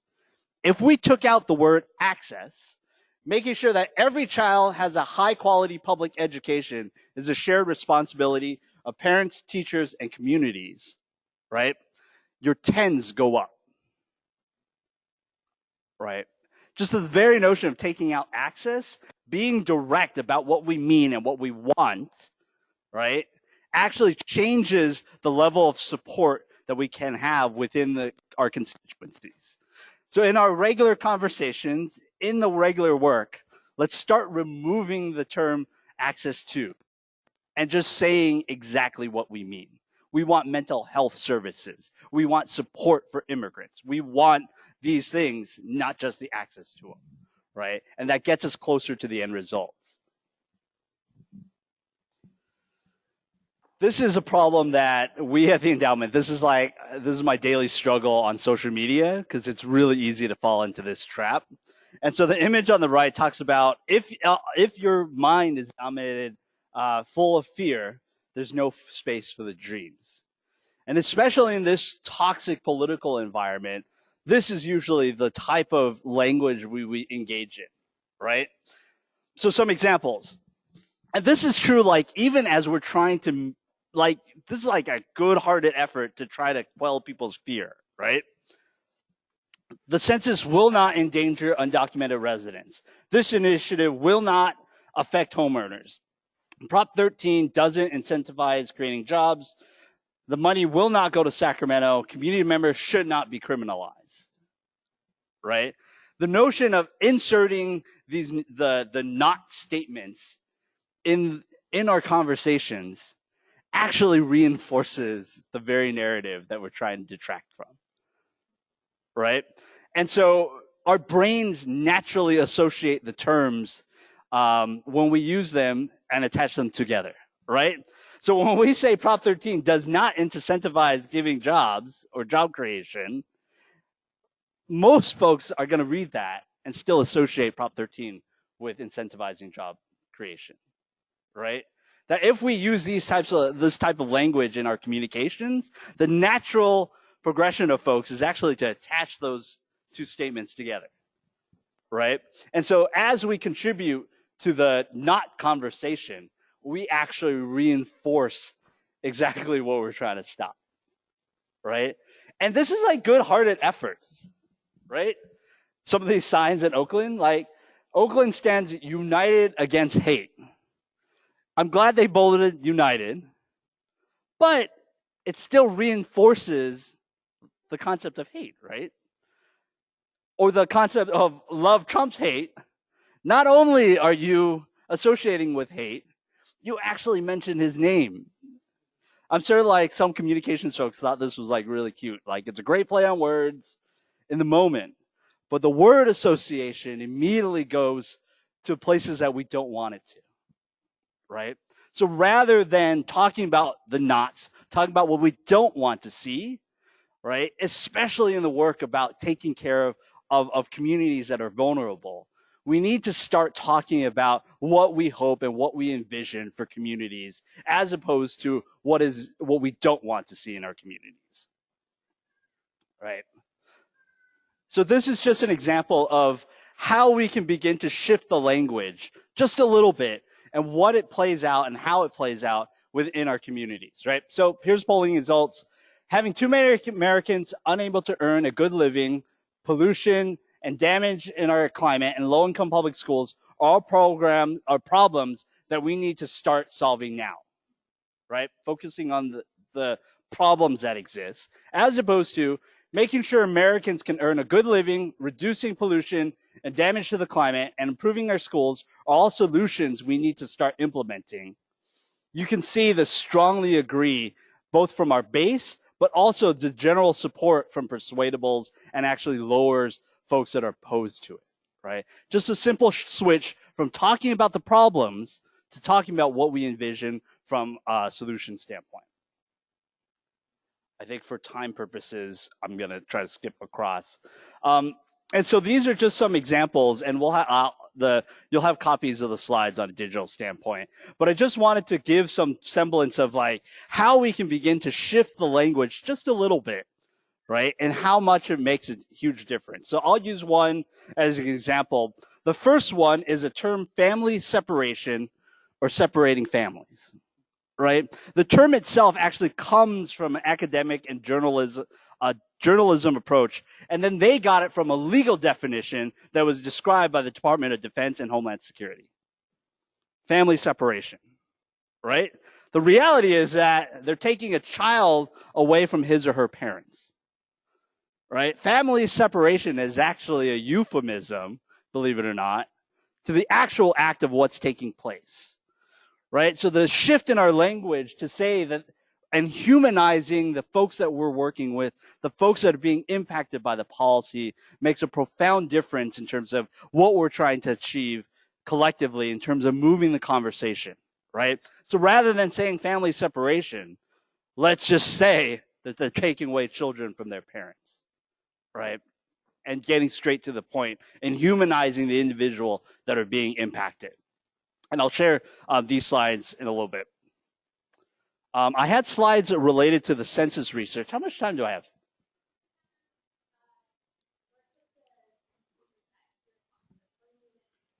Okay, cool. We'll zoom through this.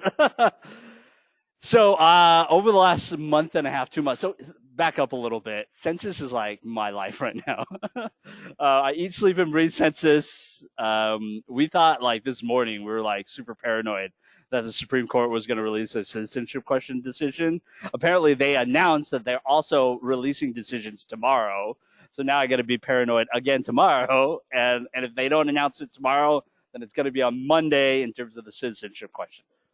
Okay, let me start by saying all of the focus group testing that we've done, that our partners have done, reinforces the notion that the citizenship question will decimate participation among immigrant communities. All of our focus group testing, unfortunately, highlighted that, right? So I'm going to give you like the best silver linings and the best possible news and some strategies and tactics kind of based on all the conversations that we're having. The first of which is that most people still don't even know what the census is, right? So to get to the point of where they're scared of the citizenship question means that they would have to have known about the census in the first place, right? The reality is that most people, and this applies for like different age groups, ethnicities, populations, rural, urban, etc. No one has any idea what the census is, right? So the optimism for us is that there's still a baseline level of education that we still need to do to encourage folks to participate in the census. So they can't even get to the fear part of what they are ought to be scared of, right? Or right in terms of citizenship question, because they don't even know what the census is in the first place. So the first and foremost is that there's tremendous opportunity just do the baseline education. Because the reality is that if anybody does a single search on census, they go on Twitter, if they go on Facebook, if they do any search on census, the vast majority of the news is negative, right? It is a fear-based narrative that has been wrapped the census, as opposed to all the tremendous opportunities that communities have to utilize the census to get resources for their community, right? So first and foremost is an emphasis that we need to focus on the education. The second piece is actually moving away from like the giant numbers that we talk about when we talk about census, right? I'm sure you've heard it. California stands to lose like $40 billion. I like the number changes every now and then. It's like we're at $40 billion or $80 billion. Or Sacramento County is going to lose X millions of dollars. The average person has no concept of what that looks like, right? Or you've also heard that for every person that fills out the census, that's $1,500 more, right? Everybody that fills it out, or everybody that doesn't fill it out, is $1,500 more for the programs that they care about, right? That's like a false promise because like, people don't actually get a check for $1,500 when you fill out the census, right? So actually understanding and leveling with individuals of where they're at and talking about their aspirations. If you care about your child's early education, fill out the census because this creates opportunities for so-and-so school, right? It reinforces First Five. It reinforces the programs that affect you and your child, right? That type of language actually moves the needle for folks that are scared about the citizenship question. They are still willing to fill out the census despite those barriers if they know at the end of the day there's a benefit for things that they care about. And if we talk about the things as abstracts, then that's not going to be enough as a motivator, right? Talking about the tangible elements that will benefit them and their families.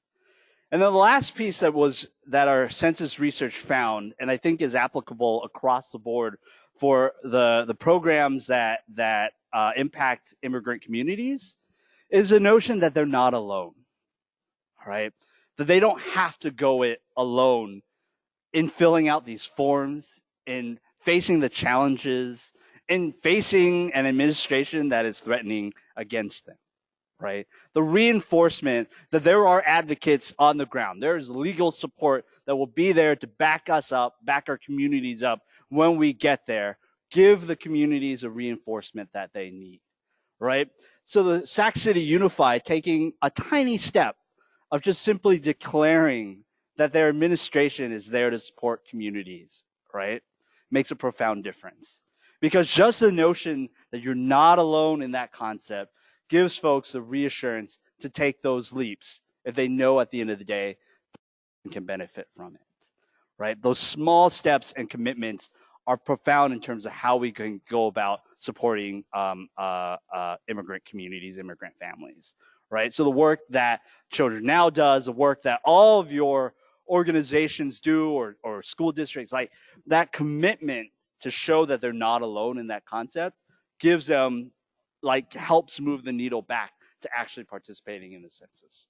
And I think that from our research was the most profound because we went in, and this is like, it doesn't have to be like immigrant communities in support of immigrant communities, right? It is everybody in support of everybody else and each other, right?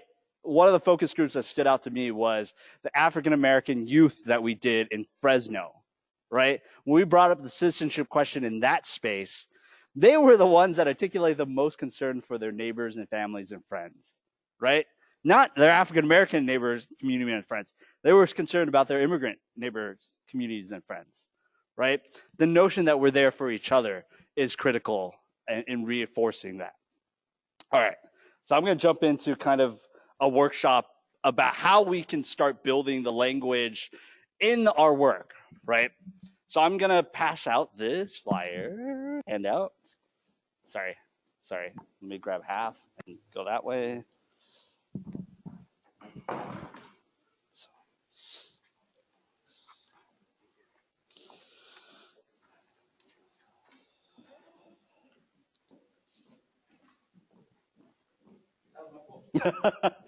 No, I'm just kidding.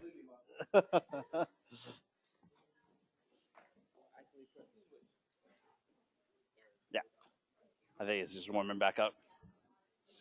Okay, so the template you have in front of you is a template that some of our integrated voter engagement partners utilize in order to start reframing their issue or their conversation on specific topics. Excuse me. And now I have the hiccups. I'm going to drink water. Thanks.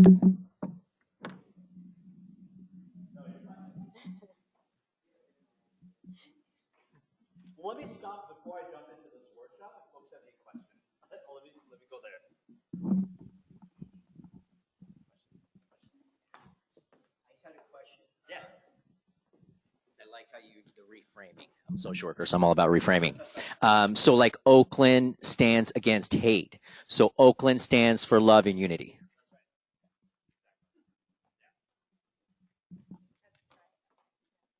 Questions? Yeah. This is actually a conversation that I've had with my colleagues yesterday. There's a transition in administration within our program, and I think that we all want to share our concerns and be validated for those concerns. But being social workers, we want to phrase everything in the positive, right? So I was sharing on the power of language and having you talk about it and kind of be able to kind of see it at work and taking that minute to kind of reframe it in your own practice and you developing relationships and building communities is important to kind of take that mindful and intentional minute to kind of be aware of the language that you are sharing with others, so that way you can start to impact some of those thoughts and changes in perspectives and points of view. So thank you, appreciate it. Thank you for that. Okay. So I'm just going to walk you through as we're getting that started, right? So there are 4 squares. So basically, your statement goes on that's my left side of the chart, right?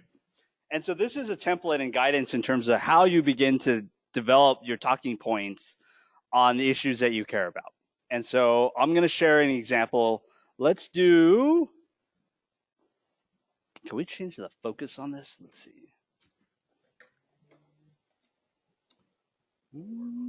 Okay. So the first layer is being able to start with a universal value. I actually, what do you call it? Because of time, I skipped over the slide that says, don't be afraid to talk about race and the people most impacted by the issues, right? The reality is that in kind of the desire to, it's not like I think it was a deliberate effort to stop like talking about race. But in the process of doing that, because we're like the fear of talking about race, we actually lose touch with the people that are most impacted by the issues of today, right? That if we talk about in the abstract or we talk about generally, you actually lose support for the issues you care about. There's like a ton of polling behind this. So any politician that tells you that they don't want to talk about race, it's like you need to check yourselves. Anyways, all right. All of us or none of us, right? So this is our goal, is to get folks to identify with one another, right? So you can pick whatever issue you want, right? Healthcare, health access, whatever issue, right? And you apply this template. So in our spiel, it would say that, and so we're looking at the universal value that names race as including everyone. No matter what you look like or where you come from, most of us pitch in for each other and hope to leave things better for those to come, right? It's not super controversial. But it does call out the notion that we're all part of it together, right? It's not a judgment call. We don't say should. We don't say must, right? It's a universal expectation that all of us are working in what we do to improve the lives for those that come after us, right? Like, not a whole lot of disagreement there, right? And going back to the idea of having a universal value starts and initiates the conversation, right? The next layer is being able to call out folks that are trying to be divisive. And this is my so I'm usually pretty what's the opposite of conflict averse? I don't want to confrontational. I'm usually a confrontational person. My partner will describe this as such. But that's usually like my first instinct, right? Jump right into the conflict.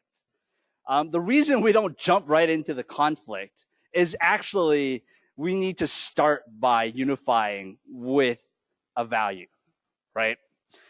That being said, we don't want to avoid the conflict, which is the next step, right? Which says that we need to articulate that there are people that are deliberately trying to divide communities, right?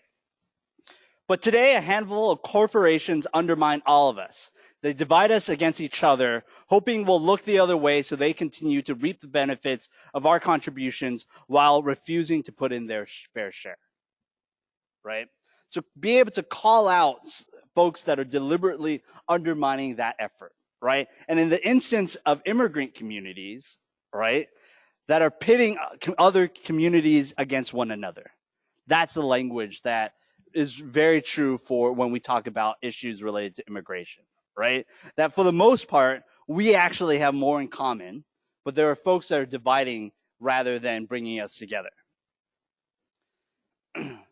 The third piece is emphasizing unity and collective actions to solve the problem. So in this example, we say when everyone is all in for all of us, we make California a place we're proud of to call home with the world-class schools, affordable healthcare, and community services our family needs, right? Like I said at the beginning, reinforcing what we want to see.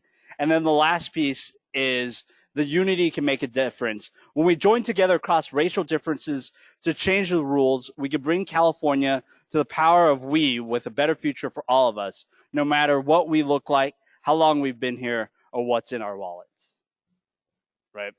So this template kind of gives an outline of reinforcing, again, reinforcing what we envision, right? Not just pointing out all the flaws and issues and problems in our communities or related to that specific topic, but actually giving us an opportunity to keep reinforcing what we hope to see, right?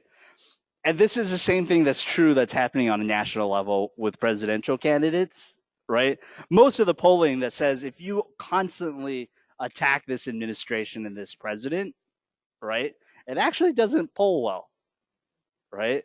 Folks are actually much more interested in hearing what you envision, right? What you hope to see. But the more we move away, the more we focus on the no or the not elements of it, the more we get distracted, right? So this practice is getting us to a comfortable place where we articulate what we want to see and what our vision is for the issues that are relevant for you.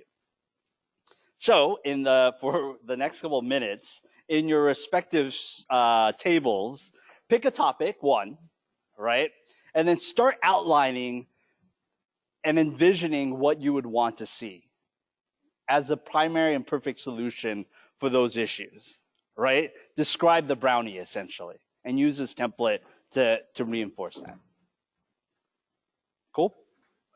Yes. This requires you to have a bad guy? Does it require you to have a bad guy?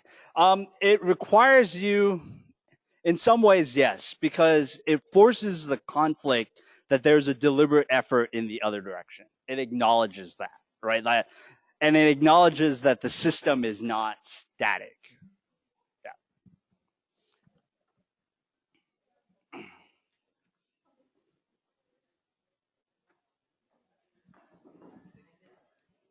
Did you have any other directions?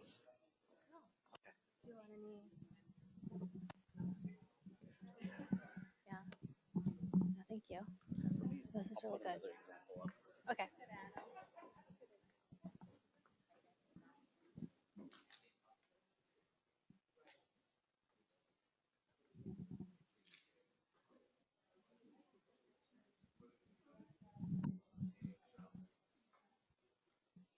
Thank you.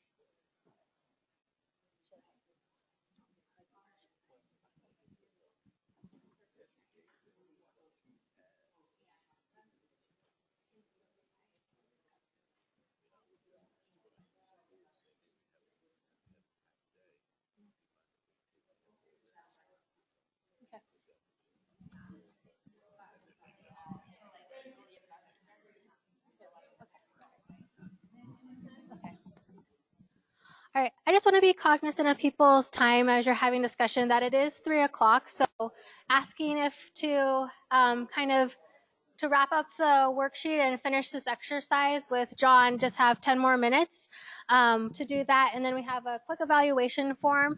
But if you guys don't mind, it's okay if you need to leave at 3, but if we have just 10 more minutes of your time, really appreciate it so we can walk through this with John. Also, we have like hella swag, so Yeah, don't forget the don't swag. forget your swag. I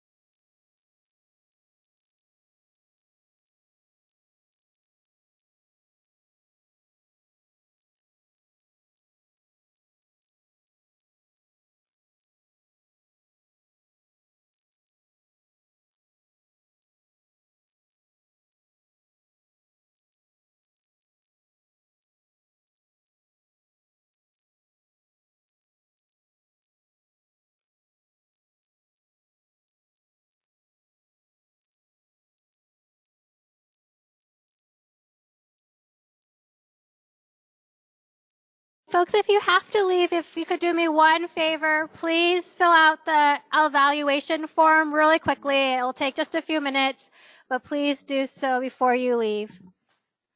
Let me know if you need one. We had passed them out earlier.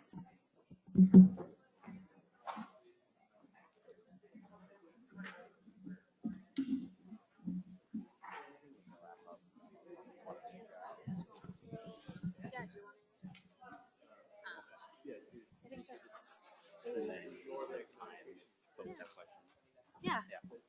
Okay.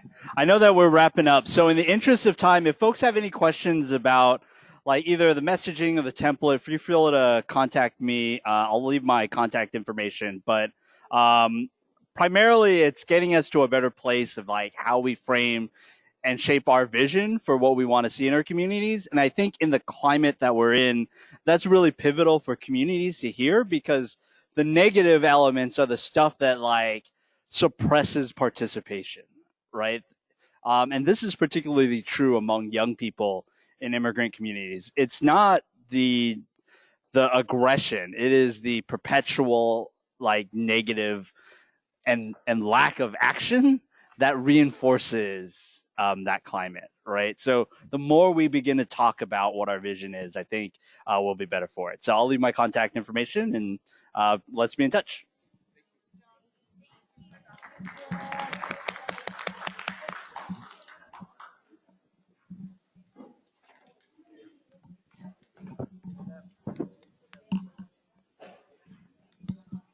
Thank you, Sean. That was awesome.